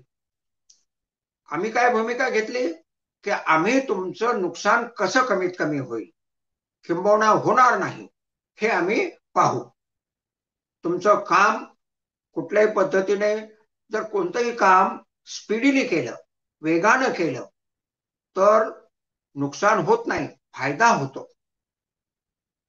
त्या कामाला जर व्यवस्थित सुपरविजन दिलं तर फायदा होतो, नुकसान होत नाही. आणि आम्ही त्या पद्धतीने त्यांची मदत करायची. आणि त्यांनी भूमिका काय स्वीकारली, फलाकांक्षा रहितता. फायदा होईल न होईल, नाही झाला, नुकसान झालं तर ती आम्ही तेथील लोकांना मदत केली. एवढ्या कामात आम्ही कमावतो, एखाद्या कामात आम्ही नाही कमावलं, असं आम्ही समजू. अशी त्यांनी भूमिका घेतली. आणि मग वेगळ्या दिशेने कंत्राटदार विचार करायला लागले. आधी त्यांना काय वाटायचं की थोडा फायदा व्हावा म्हणून मला हे काम पाहिजे, मला ते काम पाहिजे, असं ते करत होते. आणि जेव्हा त्यांनी ही भूमिका घेतली मग त्यांनी काय म्हणायला लागले की साहेब ते काम आणि तिथून 15-20 किलोमीटर असलेलं दुसरं काम, हे दोन कामाच्या ऐवजी मला त्यातलं एकच काम द्या. मग दुसरा कॉन्ट्रॅक्टर काय म्हणायचा की साहेब ठीक आहे, हे जे ते काम करीत नाही म्हणतात ना, ते काम सुद्धा मी करतो. मग अशा रीतीने कामाची विभागणी, जितके कंत्राटदार उपलब्ध होते त्या कंत्राटदारामध्ये कामाची विभागणी एका वेगळ्या पद्धतीने झाली. आणि मग कोण कोणतं काम करू शकेल, मग त्यांच्यामध्ये एक सात्विक कॉम्पिटिशन तयार झाली की तुम्ही करता तर मी कसं नाही करू शकत, तुम्ही जर फलाकांक्षा रहिततेने काम करू शकता तर मी का फलाकांक्षा रहिततेने काम करू शकत नाही. तर अशा रीतीने त्या सर्वांची बुद्धी जी आधी राजसिक होती ती सात्विक झाली. आणि ही भूमिका सर्व कंत्राटदारांनी आनंदाने मान्य केली. कर्मयोगाचे महत्वाचे तत्व फलाकांक्षा रहितता मान्य करताच सर्व वातावरणच बदलले. त्यास प्रतिसाद म्हणून सर्व अभियंत्यांनी अध्याय 3 ओवी 169 मधील भूमिकेप्रमाणे, म्हणजे आपण ती पाहिली ना, कोणती भूमिका, देखे फळाची आशा आचरे कामुकू जैसा, कर्मी भरू होवावा तैसा निराशाही. जशी कामना प्रेरित फलाकांक्षा प्रेरित व्यक्ती ज्या समग्रतेने काम करते त्या समग्रतेने काम करावयाचे, पण निराशाही म्हणजे फलाकांक्षा रहित होऊन. आणि असं झालं की आत्मा आणि करणारे कर्मेंद्रिय, ज्ञानेंद्रिय, मन, बुद्धी हे एकमेकापासून विभक्त होतात. आत्म्याचा आनंद मिळत राहतो आणि इंद्रिये कर्म करीत राहतात, अशी अनुभूती प्राप्त होते. असं हे कर्मयोगाचे विज्ञान सांगणारी जी ओवी आहे, तर ती ओवी सर्वांची झाली. त्या ओवीप्रमाणे सर्वांची भूमिका झाली आणि काम सुरू केले. हे सगळं आम्ही एका दिवसात केलं. ज्या दिवशी आम्ही रात्री गेलो त्या दिवशी आम्ही बैठक घेतली आणि त्या एका बैठकीमध्ये आम्ही सर्वांची ही भूमिका बदलली आणि त्यांनी सर्वांनी ती आनंदाने मान्य केली. मग इतर जिल्ह्यातून त्या जिल्ह्यातला ट्रक मिळणं तर शक्य नाही ना, ठीक आहे, दुसऱ्या जिल्ह्यातून ट्रक मिळवा. कॉन्ट्रॅक्टरनी स्वतःचा ट्रक आणावा. ज्यांच्या जवळ नाही त्यांना इतर कॉन्ट्रॅक्टरने ट्रक द्यावा किंवा डिपार्टमेंटने ट्रक द्यावा. जिथे मिळतात तिथल्या इंजिनियर्सना फोन करायचं, आम्हाला एवढे पाईप असे पाहिजे, त्याचे स्पेशल सगळे असे पाहिजेत.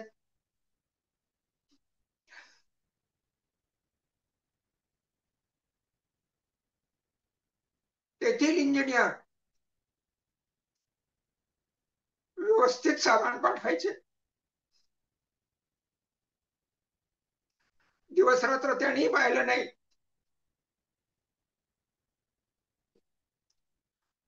एखादी गोष्ट इतक्या कमी पडणारच, ती तातडीने यायची.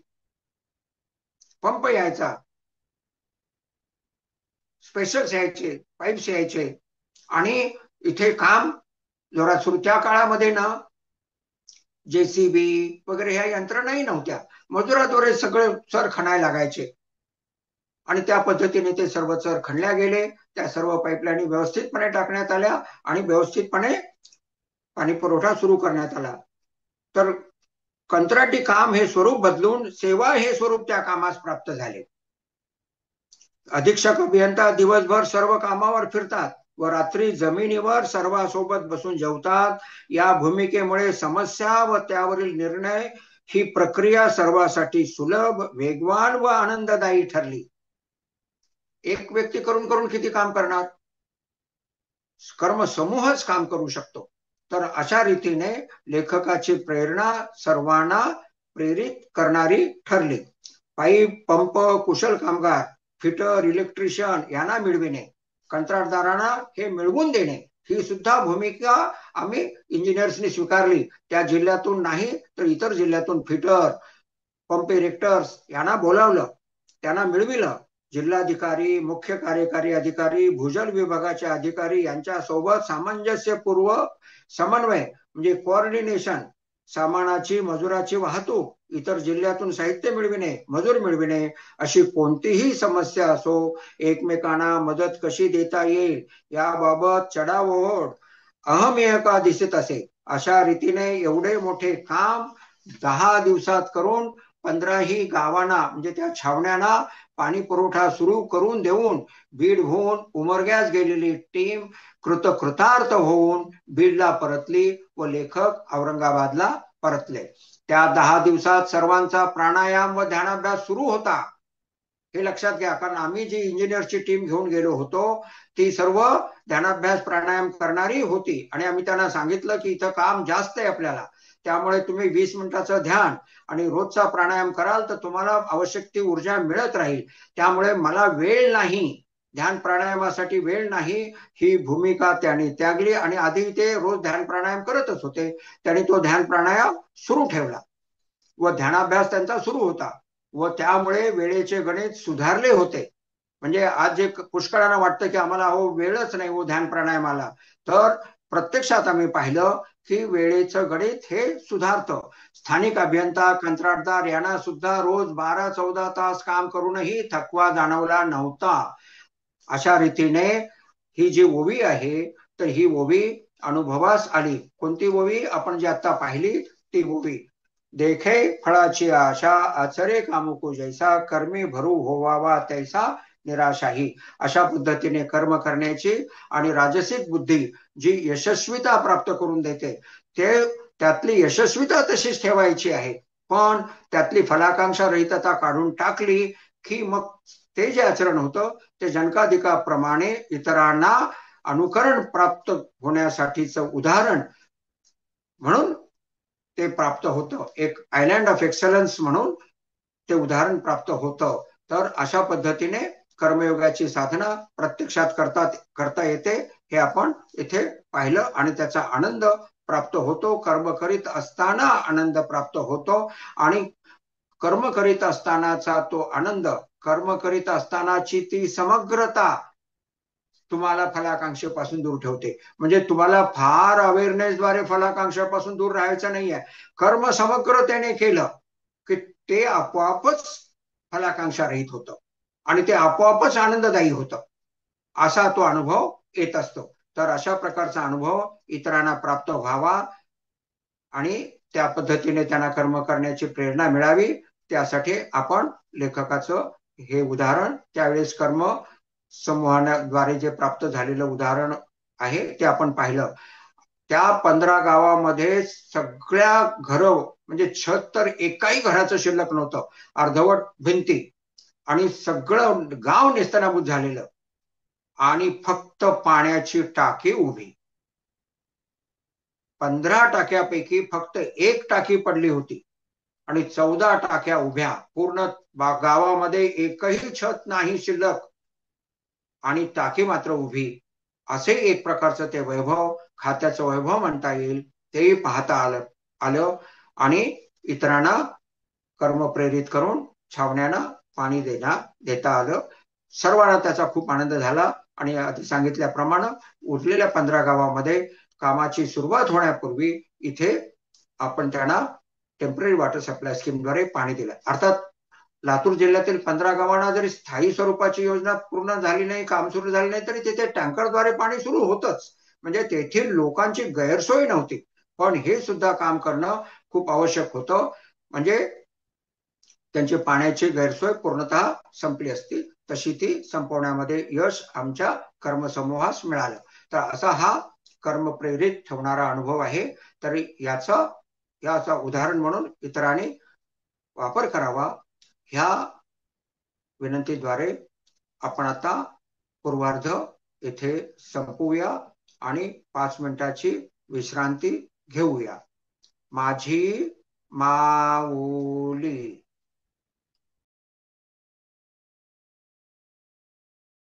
माझी माऊली. तर आपण अध्याय 3 मधील कर्मयोग अध्ययन करीत आहोत आणि आपण सध्या आहोत ओवी 186, जी श्लोक 30 वर आहे. श्लोक 30 आहे, मयि सर्वाणि कर्माणि संन्यस्य अध्यात्म चेतसा निराशीर्निर्ममो भूत्वा युद्धस्व विगत ज्वर. अध्यात्म चित्ताने व विगत ज्वर होऊन कर्म करावे. अध्यात्म चित्ताने म्हणजे विवेकयुक्त अंतःकरणाने शरीर, इंद्रिय इत्यादी सर्व सामग्री भगवंतांची व भगवंत माझे या भूमिकेत राहून व विगत ज्वर होऊन म्हणजे षडविकार, षडभूर्मी, आवेग या ज्वराने रहित होऊन सर्व कर्तव्य कर्मे चांगल्या प्रकारे व अनासक्तपणे करीत राहून भगवंतास अर्पण करावीत. द्वंद्वे व विकारांच्या बाबतीत समता धारण करून त्यांनाही भगवंतास अर्पण करावे. सर्वच कर्मे कायिक, वाचिक, मानसिक भगवंतांना अर्पण करावयाची आहेत. आणि मग आपण त्याखालील विस्ताराने विवेचन, तरी उचिते कर्मे आघवी तुवा आचरोनी मज अर्पावी परिचित्त वृत्ती न्यासावी आत्मरूपी. आणि हे सर्व कर्म समग्रतेने करत असताना, कर्म प्रत्येक टप्प्यावर भगवंतांना अर्पण करीत असताना चित्तवृत्ती आत्मरूपाकडे, स्वस्वरूपाकडे ठेवावी, असं आपण या श्लोकावरील प्रथम ओवीत पाहिलं. या श्लोकावरील पुढील ओवी म्हणजे ओवी 187, जी पृष्ठ 250 वर आहे, ती आता आपण पाहूया.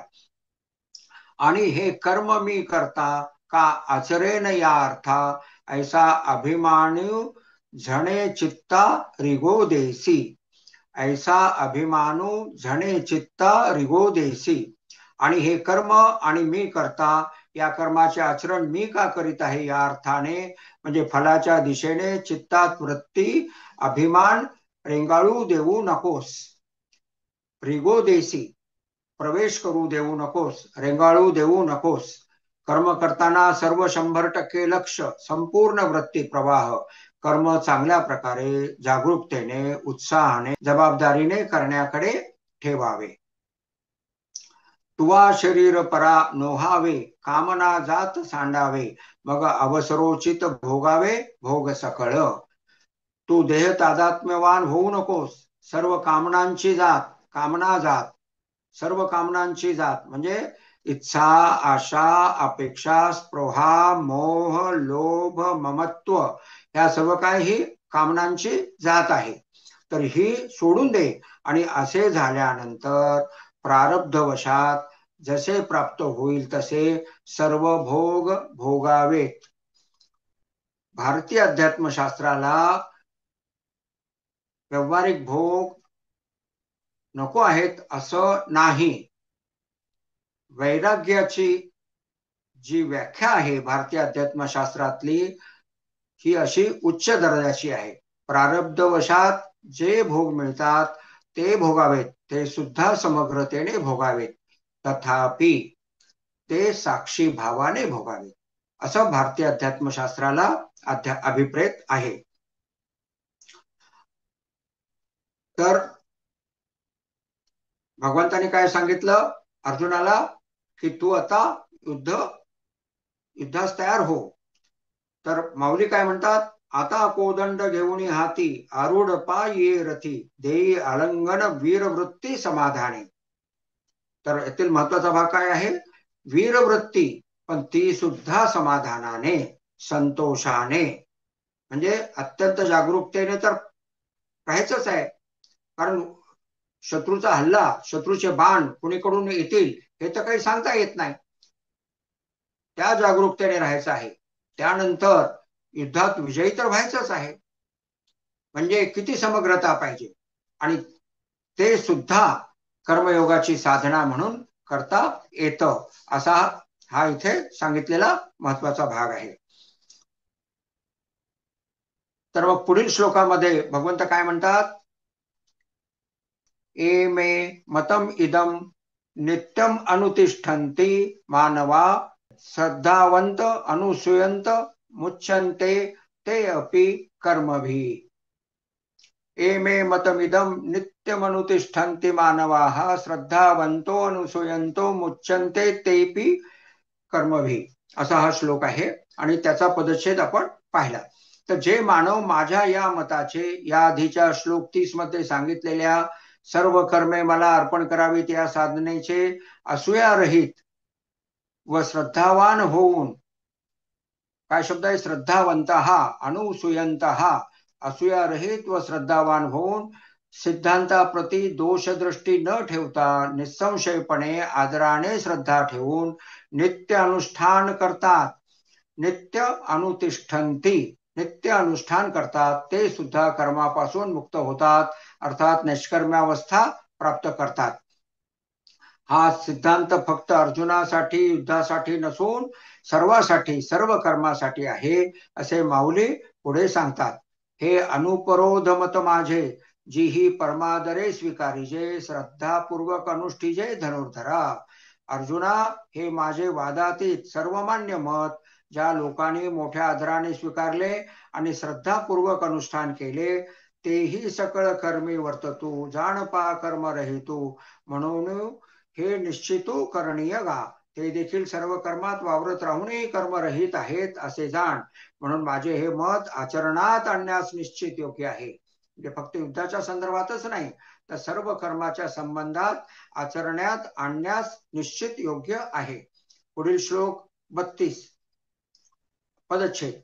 एतु एतत अभ्यसूयन्तः न अनुतिष्ठन्ति मे मतम सर्वज्ञान विमूढान तान विद्धि नष्टान अचेतसः. तर वरच्या श्लोकामध्ये नित्य अनुतिष्ठन्ति असं सांगितलं, आणि इथे न अनुतिष्ठन्ति असं सांगितलेलं आहे. तर काय करायचं नाही ते सांगितलेलं आहे. परंतु या उलट जे लोक असूया करणारे, म्हणजे दोष काढणारे, माझ्यावर दोषारोप करणारे, माझ्या मताचे अनुष्ठान निष्ठेने आचरण करीत नाहीत, न अनुतिष्ठन्ति, त्यांना सर्व अध्यात्म ज्ञानाविषयी मूढ, अविवेकी व नष्ट झालेले जाण. फक्त भौतिक व्यवहारिक ज्ञान, कला, नोकरी, व्यवसायासंबंधी शास्त्रे यामध्ये घडून गेल्यामुळे आत्म्यासंबंधी अविद्या, अविवेक, मूढता, अनअवेअरनेस वाढत जाऊन मुक्तावस्था प्राप्त करणे अशक्य होते. मानवी शरीराचे प्रयोजन नष्ट होते, मनुष्य जन्म वाया जातो. कशामुळे? अध्यात्म ज्ञानाविषयी मूढ, अविवेकी व नष्ट झालेले जाण. आणि मग त्याचा काय होते परिणती, पूर्ण मनुष्य जन्म वाया जातो. ना तरी प्रकृती म्हणतो होऊनी इंद्रिया लळा देऊनी, जे हे माझे मत अवेरुनी ओसंडिती. जे लोक देहादी प्रकृतीशी तादात्म्याला प्राप्त होऊन इंद्रियांना विषयातील गोडी देत राहून माझ्या नैष्कर्म्यावस्थेचा मताचा तिरस्कार करतात व आचरणात आणीत नाहीत, अर्थात टाकून देतात. जे सामान्यत्वे लेखिती अविज्ञा करुणी देखती, का हे अर्थवादू म्हणती वाचाळपणे.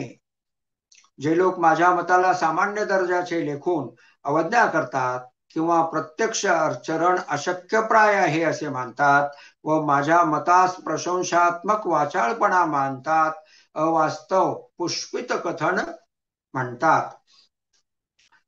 आपण पाहिलं की पुष्कळांनाच वाटतं की गीतेतील जे सिद्धांत आहेत ते कालबाह्य झालेले आहेत, आज ते आचरणात आणणं शक्य नाही. तसं ते नाही. तर हे काही वाचाळपणे सांगितलेले, पुष्पितपणे सांगितलेले असे हे सिद्धांत नाहीत, तर प्रत्यक्षात आचरणात आणण्यायोग्य हे सिद्धांत आहेत. पण जर का आपण कामना प्रेरितच जगत राहिलो तर मात्र मग पूर्ण मनुष्य जीवन वाया जातं. ओवी 201 पाहूया. पतंगादीपी अलिंगन तेथ त्यासी अचूक मरण, तेवी विषयाचरण आत्मघाता. पतंगाने दिव्याला आलिंगन दिले तेथेच त्याचे अचूकपणे मरण आहे. त्याप्रमाणे विषयाचरण आत्मघाताला कारण आहे. परवाना म्हणजे पतंग आवडीने ज्योतीवर झेपावतो व मरतो, तसे विषयोपभोग आवडतो, अज्ञानी त्याकडे झेपावतो व आत्मघात करून घेतो. विषयोपभोग अंतिमतः परिणामतः दुःखरूप आहे. हे पुढे सुद्धा विस्ताराने वेळोवेळी आलेलं आहे. तर कामना प्रेरित जगणं हे भारतीय अध्यात्माला मान्य नाही. वैराग्य, विवेक वैराग्य हे अध्यात्माचं महत्वाचं साधन आहे. तर त्या दृष्टीने कामना प्रेरित जगणं म्हणजे मनुष्य जन्म वाया घालवणं आहे. भगवंत काय म्हणतात, सदृश्यम चेष्टते स्वस्या प्रकृते ध्यानवान अपि प्रकृतीम यांती भूतानि निग्रह किम करिष्यति. सर्वच प्राणी प्रकृतीप्रत जातात, प्रकृतीच्या गुणधर्माप्रमाणे परवश होऊन कर्म करतात. ज्ञानी महापुरुषही आपल्या प्रकृतीला अनुसरून प्रयत्न करतो. प्रकृतीच्या स्वभावापुढे कोणाचा हट्ट काय करणार. तर प्रकृतीचा स्वभाव काय आहे आणि त्याप्रमाणे सर्वजण वागतात. तर प्रकृतीमुळे प्राप्त झालेली ही विवशता आहे. तर प्रकृतीमुळे प्राप्त झालेली विवशता व प्रकृतीद्वारे प्राप्त झालेली अनुकूलता असे दोन्ही विवेकाद्वारे आत्मोन्नतीसाठी वापरावे, असं शीर्षक पुढील परिच्छेदाचं आहे. शीर्षक महत्वाचं आहे. प्रकृतीमुळे प्राप्त झालेली विवशता व प्रकृतीद्वारे प्राप्त झालेली अनुकूलता असे दोन्ही विवेकाद्वारे आत्मोन्नतीसाठी वापरावे. प्रकृतीद्वारे प्राप्त झालेली विवशता मी त्यातून बाहेरच पडू शकत नाही अशी भूमिका ही धारण करण्याचं कारण नाही. आणि प्रकृती पूर्णतःच आपल्या विरोधात आहे अशीही भूमिका धारण करण्याची आवश्यकता नाही. तर प्रकृतीद्वारे प्राप्त झालेली अनुकूलता आणि प्रकृतीमुळे प्राप्त झालेली विवशता या दोघांचाही विवेकाद्वारे आत्मोन्नतीसाठी वापरावे. कसे पाहूया आता. मागील जन्मे मृत्यूसमयी प्रबल असलेल्या विचारानुसार संचितापैकी प्रारब्ध सोबत देऊन उचित ठिकाणी प्रकृती जन्मास घालते. त्यानुसार आई वडील, जन्माघरचे संस्कार हे प्रकृतीच निवडते. हा प्रकृतीचा स्वभाव बदलता येत नाही, अर्थात ही विवशता आहे. पण नेहमी भक्ती प्रेमरसपूर्ण नामस्मरण केल्यास, ध्यानाभ्यास केल्यास, निष्काम कर्मयोगाचे आचरण केल्यास प्रकृतीच्या त्याच स्वभावाप्रमाणे मोक्ष किंवा पुढील सुयोग्य जन्म मिळतो. आता विवशता काय आहे ते पाहूया. एखाद्या विचारास नको म्हणून जितक्या तीव्रतेने दूर लोटाल तितक्या जोराने तो परत येणार. जसा पाण्यात खोल चेंडू दाबून धरल्यास व तो सोडला की चेंडू जसा उफाळून वर येतो तसा. म्हणजे विचाराच्या बाबतीमध्ये काय आहे, more you resist it persist. म्हणजे आपण त्या विचाराला जितकं नको म्हणू तितका तो विचार मनात येतोच. आपण याचं उदाहरण पाहिलेलं आहे की गुरुनी शिष्याला काय सांगितलं की तू एक रात्र फक्त माकडा संबंधाने विचार करू नकोस, मी तुला उद्या मंत्र देतो. शिष्य म्हणाला माकडा कसा, मला कशाला माकडाचा विचार करायचा आहे, आणि रात्रभर डोक्यातून माकडच गेलं नाही. कारण माकड नको म्हणले की मनात माकडच येतं. कारण मनाचा स्वभाव नकारार्थी आज्ञा पाळू शकत नाही. सिद्धांत म्हणून नेती नेती ठीक आहे, पण मन नकारार्थी आज्ञा पाळू शकत नाही. त्यामुळे आपण जे विजन स्टेटमेंट करतो ते सर्व होकारार्थी करतो, ते नकारार्थी आपण करत नाही. तर असा हा भाग आहे. म्हणजे हा भाग व चंचलता प्रकृतीचे कार्य असलेल्या मनाचा स्वभाव आहे. तो बदलता येत नाही, पण मनातील विचाराकडे साक्षी होऊन पाहत राहिल्यास आपोआप विचार कमी होत जाऊन समाधी घटित होते. ही अनुकूलता ही प्रकृतीनेच दिलेली आहे.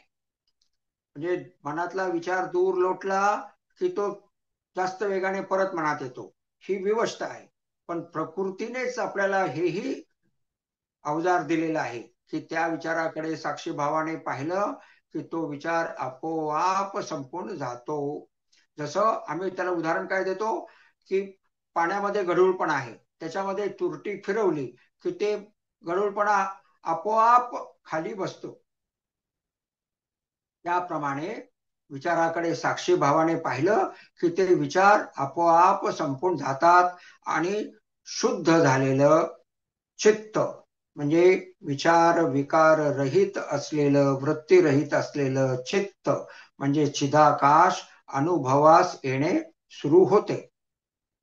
इंद्रियांना अनुकूल भोग दिल्यास, स्वैर सोडल्यास अतृप्ती वाढत जाते, आसक्ती वाढत जाते. हा प्रकृतीचा स्वभाव आहे, ही विवशता आहे. पण इंद्रिय निग्रह करता येतो, ही अनुकूलता ही प्रकृतीनेच दिलेली आहे.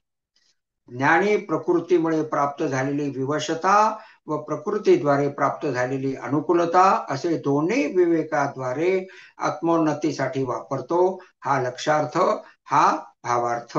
पुढील ओवीत माऊली साधना सांगतात. म्हणून इंद्रिये एके जाणतेनी पुरुखे, लाळावी ना कौतुके आदी करुणे. विषयोपभोग आत्मघाताला कारण आहे, हे आपण पाहिलं. म्हणून जाणत्या पुरुषाने एका देखील इंद्रियास कौतुकाने किंवा अन्य कारणाने, जसे प्रयोग करून पाहू इत्यादी कारणाने लाडावू नये, लाड पुरवू नये. प्रारब्धवशात प्राप्त झालेले सुख साक्षीभावाद्वारे भोगावयाचे आहे, अनुभवावयाचे आहे, पण इंद्रियांना लाडवावयाचे नाही, असं लक्षात घ्यावं. हागा सर्पेसी खेळो येईल, की व्याघ्र संसर्गे सिद्धी जाईल, सांगे हाला हाल झिरेल, सेविलिया काही. माऊलीने दृष्टांत दिलेले आहेत.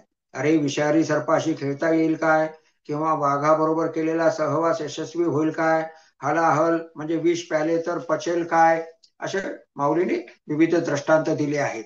आणि पुढे ओवी 207 मध्ये म्हणतात, सर्वस्वी शिनोणी येथे अर्जवावी संपत्ती जाते, तेने स्वधर्मो सांडूनी देहाते पोखावे काही. तर कामनांच्या मागे धावत जाणे हा स्वभाव सोडणं कसं आवश्यक आहे ते माऊली सांगतात. काय म्हणतात, स्वधर्माचे आचरण न करता सर्व प्रकारचे कष्ट करून सर्व प्रकारची संपत्ती, सत्ता, कीर्ती, द्रव्य, स्त्री पुत्रादी संबंध अर्जित करावी आणि या सर्वाद्वारे स्वतःच्या शरीराचे पोषणच करीत राहावे का. म्हणजे सत्याची जी जीवनशैली आहे त्यातील प्रकृतीची विवशतेद्वारे ती जीवनशैली न बदलता तसंच जगत राहावे का. मग हे तव पांच मेळावा, शेखी अनुसरेल पंचत्वा, ते वेळी केला के गिवसावा शिणू आपुला. बरे हे शरीर म्हणजे पंचमहाभूताचा मेळावा, जो शेवटी त्यातच विलीन होणार. मग त्यावेळी आयुष्यभराच्या कष्टाच्या फलनिष्पत्तीचा शोध घेतला तर काय सापडते, हाताशी काय लागते विचार करा. संपूर्ण मनुष्य जीवन वाया जातं. हा मनुष्याचा जो जीव मिळालेला आहे, जे शरीर मिळालेलं आहे, तर हा संपूर्ण जन्म, मनुष्य जन्म वाया जातो. सध्याची जीवनशैली त्याज्य आहे ते माऊली पुढील ओळीत सांगतात. म्हणून केवळ देह भरण ते जाणे उघडी नागवण, या लागी एथ अंतःकरण देयावेना. त्यामुळे सध्याच्या जीवनशैलीकडे अंतःकरण म्हणजे तू चित्त देऊ नकोस. म्हणून केवळ देहाहंकार, कर्तृत्व अहंकार पूर्वीत प्राप्त असलेल्या केलेल्या सत्ता संपत्तीचा उपयोग भोगासाठी करीत जे देह भरण करणे ते उघड निष्फळ पशुवत नागव्याने जगणे आहे हे जाण. ते जाणे उघडी नागवण. त्यामुळे अशा देह भरण्याच्या विषय सुखाच्या ठिकाणी अंतःकरण देऊ नये. सारांश देहभरण विषय सुख हा जीवनाचा केंद्रबिंदू करून जगू नये. सत्ता संपत्ती स्त्री कीर्ती इत्यादी उपभोगाची साधने कष्ट करून मिळविणे व या समृद्धीचा उपभोग घेणे असे जीवन कर्तृत्व अहंकार देहाहंकार फुलविते. मी व माझेपणा वाढविते. आत्म्याचा आनंद अनुभवण्यापासून दूर नेते. म्हणून ही जीवनशैली सर्वथा त्याज्य आहे. पुढील श्लोकामध्ये भगवंत म्हणतात, आपण पदच्छेद पाहूया. इंद्रियस्य अर्थे राग द्वेषो व्यवस्थितो तयो न वशम आगच्छेत तौ ह्यस्य परिपंथिनो. प्रत्येक इंद्रियांच्या शब्दादी विषयामध्ये अनुकूल प्रतिकूल परत्वे राग द्वेष स्वभावताच स्थित असतात. त्या रागद्वेषाच्या अधीन होऊ नये, आहारी जाऊ नये, कारण ते या मनुष्याच्या मोक्ष मार्गात विघ्न करणारे मोठे शत्रू आहेत. परिपंथीनो, मोक्ष मार्गात विघ्न करणारे मोठे शत्रू आहेत. आता पहा, इंद्रियस्य अर्थे हा विषय उदाहरणाद्वारे आपण समजून घेऊया. उदाहरणात लहान मुलांना गोड आवडते व तिखट चालत नाही. म्हणजे इंद्रियांचे विषयामध्ये व्यवस्थितपणे रागद्वेष लपलेले आहेत. प्रत्येक इंद्रियांच्या विषयामध्ये रागद्वेष स्वभावताच स्थित असतात, लपलेले असतात. आता पहा उदाहरण. लहान मुलांना गोड आवडते व तिखट चालत नाही. याचा अर्थ गोड हा राग म्हणजे आवड व तिखट हा द्वेष. लहान मुलांच्या बाबतीमध्ये मोठ्या माणसाला उलट असू शकते, जसे तिखट हा राग व गोड हा द्वेष.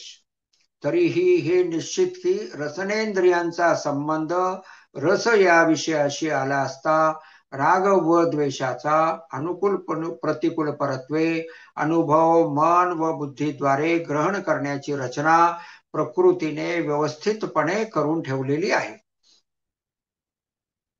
म्हणजे प्रकृतीचा व्यवस्थितपणा इथे हा अशा पद्धतीने लक्षात घ्यावा. आणि त्याच्यातील विवशताही आहे.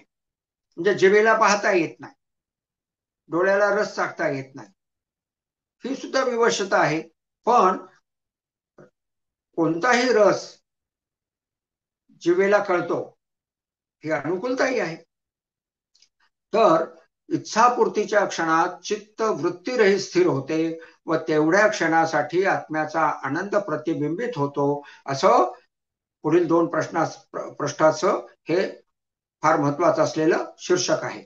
इच्छापूर्तीच्या क्षणात चित्त वृत्तीरहित स्थिर होते व तेवढ्या क्षणासाठी आत्म्याचा आनंद चित्तामध्ये प्रतिबिंबित होतो, अनुभवावयास मिळतो. हा महत्वाचा सिद्धांत माऊली पुढील ओवीमध्ये व्यवस्थितो या पदावर असलेल्या या ओवीमध्ये पुढील प्रमाणे सांगतात. एरवी इंद्रियाची ज्ञान अर्था सारिखा विशोपोखिता संतोषू खीर चित्ता आपजेल. एरवी इंद्रियांना त्यांच्या आवडीचा विषय पुरविला असता चित्त क्षणभर स्थिर होते व त्या काळात संतोष उपजतो हे खरे. विषय आवडीचा असल्यामुळे चित्त तो क्षण समग्रतेने स्वीकारते, स्थिर होते आणि स्थिर झालेल्या वृत्तीरहित चित्तात आत्म्याचा आनंद प्रतिबिंबित होतो. पुढील इच्छा स्फुरित झाली त्या अनुषंगाने वृत्ती प्रवाह विचार प्रवाह सुरू झाला की आत्म्याचा आनंद मावळतो. हे कारण परत्वे सुखाचा जो अनुभव व्यवहारात येतो तो अशा पद्धतीने येतो.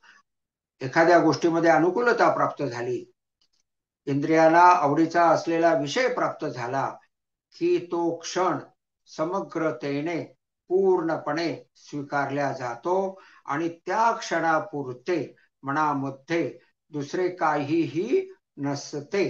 अर्थात मन चित्त वृत्तीरहित विचाररहित झालेले असते आणि अशा त्या शुद्ध झालेल्या चित्तामध्ये आत्मा अनुभवास येतो आनंदाद्वारे. असं ते आहे. कारण परत्वे सुख कसं मिळतं यामागचं विज्ञान. किंवा आपण आता हा जो सिद्धांत आहे तो इंग्लिश मध्ये त्याचा सारांश पाहूया. Whenever total acceptance of the moment takes place, whenever total acceptance of the moment takes place, happiness sprouts, सुख स्फुरित होते. और happiness is the outcome of total acceptance of the moment as it is. जसा आहे तसा तो क्षण स्वीकारला की हॅपीनेस म्हणजे सुखाची निर्मिती होते. म्हणजे क्षण स्वीकारता आला पूर्णत्वाने की आनंदाची प्राप्ती होते. पण तो आनंद विषयाचा आहे हा भ्रम वाढत जातो. कामनापूर्तीचा आहे विषयाचा आहे हा भ्रम वाढत जातो. हेच घात करते, आत्मस्वरूपापासून दूर नेत राहते, असे त्यामागील विज्ञान आहे. तर त्यापुढील ओवी आहे 212 पाहूया. बापा विषाची मधुरता झणे आवडी उपजे चित्ता, परी तो परिणामो विचारिता प्राणो हरी. विषाचा दृष्टांत दिलेला आहे. बचनाग नावाचे विष चवीला गोड असते. अध्यात्मामध्ये ज्ञानेश्वरीमध्ये हे बचनाग नावाचं विष हा दृष्टांत बराच वेळेस आलेला आहे. बचनाग नावाचे विष चवीला गोड असते. बाबा रे विषाची गोडी पिताना क्षणभर चित्तात आवड निर्माण करीन, पण परिणामाचा विचार करता प्राण हरण करते. म्हणजे काय की बचनागाचं विष गोड असल्यामुळे ते प्राशन करणं योग्य राहील का? जिभेला ते आवडेल, पण ते योग्य राहील का? नाही, कारण ते प्राणाचं हरण करते. पूर्ण मनुष्य जन्म वाया जातो. यासाठीचा हा दृष्टांत आहे. अर्थात त्या आवडीच्या मागे म्हणजे इच्छा प्रेरित कर्माच्या मागे फलाकांक्षेच्या मागे जाणे नको. आता काय की विष आणि गोड, माणसाला कसं वाटतं विष वाईट आहे म्हणजे ते गोड नसणार, असं नसतं. म्हणजे सगळेच विष गोड असतात असंही नाही, पण काही विष गोड असतात, असू शकतात. आता ह्याबद्दलची जी माहिती आहे ती अशी लक्षात घ्यावी. फ्लोरिडाच्या सागर किनाऱ्यावर आढळणाऱ्या मैशी नील झाडाचे फळ चवीस गोड पण अत्यंत विषारी आहे. म्हणजे प्रत्यक्षात असं असतं हे इथं लक्षात घ्यावं. तसेच इथिलीन ग्लायकॉल व लेड एसिटेट ही रसायने चवीला गोड पण अत्यंत विषारी आहे. म्हणजे काही केमिकल्स काही रसायने चवीला गोड पण अत्यंत विषारी आहे. माऊलीने दिलेला दृष्टांत काल्पनिक नाही असे लक्षात येण्यासाठी ही माहिती आपण आता लक्षात घेतली. तर देखै इंद्रिये कामू असे तो लावी सुख दुराशे, जैसा गळी मिनू आमिषे भुलविजे गा. हा महत्वाचा सिद्धांत ह्या वहीत माऊलीने सांगितलाय. देखै इंद्रिये कामू असे तो लावी सुख दुराशे, जैसा गळी मिनू आमिषे भुलविजे गा. एक आवडीचा उपभोग घडला, संतोष झाला. आता दुसरा उपभोग, दुसरी इच्छा मनात अंकुरते व तिच्या पूर्ततेसाठी प्रयत्न सुरू. त्यात बराच कालावधी दुःखाचा, मग ती इच्छा पूर्ण होते, तो भोग प्राप्त होतो. हा दुसरा क्षण सुखाचा. दोन सुखाच्या क्षणात बराच कालावधी दुःखाचा कष्टाचा. उदाहरणार्थ शिक्षण संपले, नोकरी मिळाली, लग्न झाले, मूल झाले, हे आनंद मिळवून देणारे आयुष्यातील महत्वाचे 4 टप्पे. त्या टप्प्यावरील त्या प्रसंगातील आनंद किती काळ टिकतो याचा विचार केला तर उत्तर येते अल्पावधीसाठी. काही क्षण कारण लगेच पुढची इच्छा अंकुरते व मागच्या इच्छापूर्तीचा आनंद विरून जातो. तर अध्याय 5 ओवी 113 मध्ये म्हणजे पृष्ठ 397 वर माऊलीने हे अजून स्पष्ट केलेलं आहे. पृष्ठ 397 वर अध्याय 5 ओवी 113 काय आहे? एरवी विषयी सुख आहे, हे बोलणेची सारिखे नव्हे, तरी विद्युत स्फुरणे कान पाहे जगा माझी. अर्थ, एरवी विषयामध्ये काही सुख आहे असे म्हणणेच योग्य नाही, कारण विजेच्या चमकण्यासारखे ते सुख क्षणिक असते, मोमेंटरी असते. विजेच्या चमकण्याने होणाऱ्या प्रकाशात जगताचे व्यापार चालू शकत नाहीत. विजेच्या चमकण्यात प्रकाश नाही असे म्हणता येत नाही, पण तो उपयोगाचा नाही. तरी विषयामधील सुखाचे आहे इतके ते क्षणिक आहे. तर विद्युल्लतेप्रमाणे व्यवहारात जे कारण परत्वे सुख मिळते ते क्षणिक आहे. कारण पहिला क्षण सुखाचा जो अनुकूलताद्वारे प्राप्त झाला, मनोइच्छित कामना सिद्धीच गेल्यामुळे प्राप्त झाला, की लगेच दुसरा विचार स्फुरतो. आणि सुख कसं अनुभवास येत असतं? इच्छा प्राप्ती झाली की मन पूर्णतः शांत झालं, विचाररहित, विकाररहित, शब्दरहित झालं की तेथे आत्म्याचा आनंद स्फुरतो. अर्थातच दुसरा विचार स्फुरला की आनंदाचं जे कारण आहे ते संपून जातं. चित्ताला मग काय समजतं? दुसरा जो विचार स्फुरलेला आहे त्याचा अर्थ समजतो. मनामध्ये जो विचार आला त्या विचाराचा अर्थ बुद्धीला समजत जातो. आणि मागचा जो विचारामध्ये जे अनुकूलत्वामुळे ऍक्सेप्टन्स ऑफ द मोमेंट द्वारे जे सुख होतं त्या सुखामागचं कारण समजतं. म्हणजे असं लक्षात घ्या की 10वीचा निकाल लागला, आपला जुना क्षण आठवा, आणि आपण वर्गामध्ये पहिले दुसरे असे आलो, पास झालो, विशेष गुणवत्तेने पास झालो, जे काय असेल ते. तर आपल्याला त्या क्षणामध्ये आनंद मिळतो.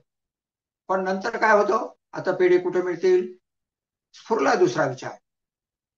मग आता त्या दुसऱ्या विचाराच्या मागे मनात जो विचार स्फुरला पेढ्याचा, तर त्यातून मग दुसरे विचार स्फुरत जातात. कोणतं, किती, कुठून आणायचं, वगैरे वगैरे. म्हणजे काय झालं? मनामध्ये विचार प्रवाह, वृत्ती प्रवाह सुरू झाला आणि त्यामुळं मन जे शांत होतं, विचाररहित होतं आणि म्हणून सुखाची निर्मिती होते. तर तेच बदलून जातं, चित्त पुन्हा ढवळल्या जातं आणि त्यामुळं सुखाचं जे कारण आहे, चित्त शांत असणे, वृत्ती विकार रहित असणे, हे जे आहे कारण ते संपून जातं. आपण सुख या विषयावर एका अभ्यास वर्गामध्ये हा विषय अत्यंत विस्ताराने पाहिलेला आहे. तर तो इथे लक्षात घ्यावा. तर लहान सहान इच्छापूर्तीमध्ये तर आनंदाची मात्राही कमी असते आणि व्याप्ती खरोखरच क्षणभरच असते. त्यामुळे ते आनंदाचे क्षण फारसे लक्षातही राहत नाहीत.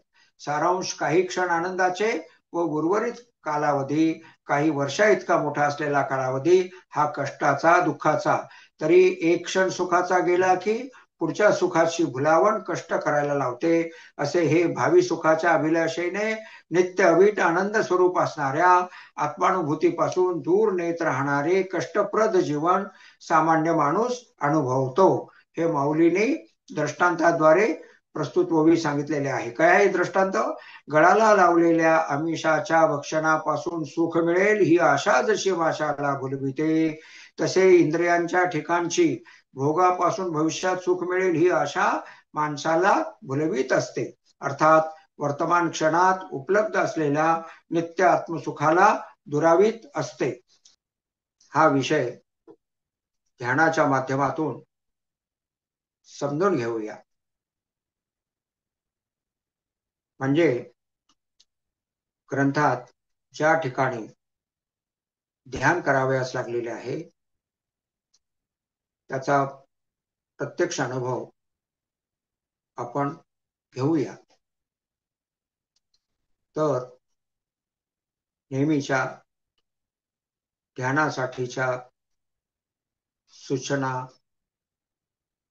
मन स्थिर करण्यासाठी किंबहुना मनातील विचार आपोआप संपून जाण्यासाठी त्या सूचना आता आपण अंमलात आणूया.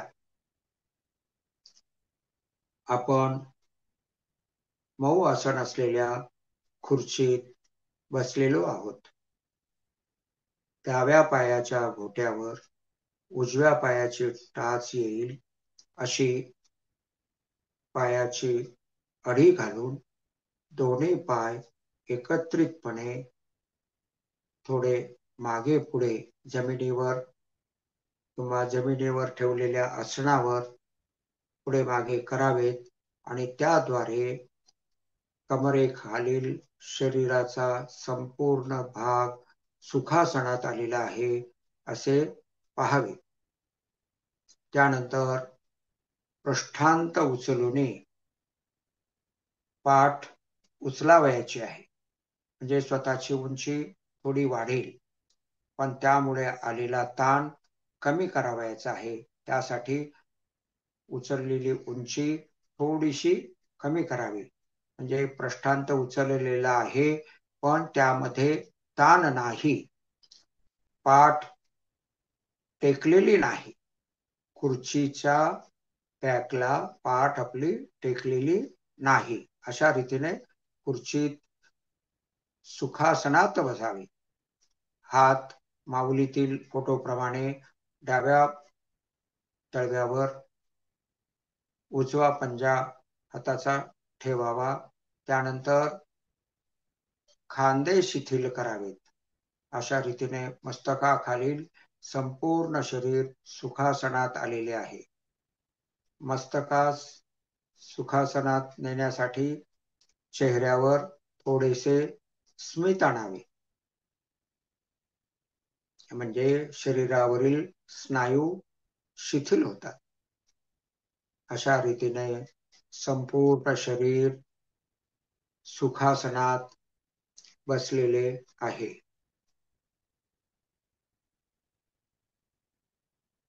आणि मनात येणाऱ्या विचाराकडे साक्षी भावाने पाहत राहावयाचे आहे. लवकर ध्यान लागण्यासाठी आता आपणाकडे ओम हा मंत्रही परावाणीने उपलब्ध झालेला आहे. तो आपण मनात आणावा आणि फिरत जाणाऱ्या मच्या नंतर, नादाच्या नंतर मस्तकातील संवेदना अल्पावधीसाठी अनुभवत ध्यानाप्रत जावे. तर अशा ह्या अवस्थेतून आपण सिद्धांताचं श्रवण करणार आहोत.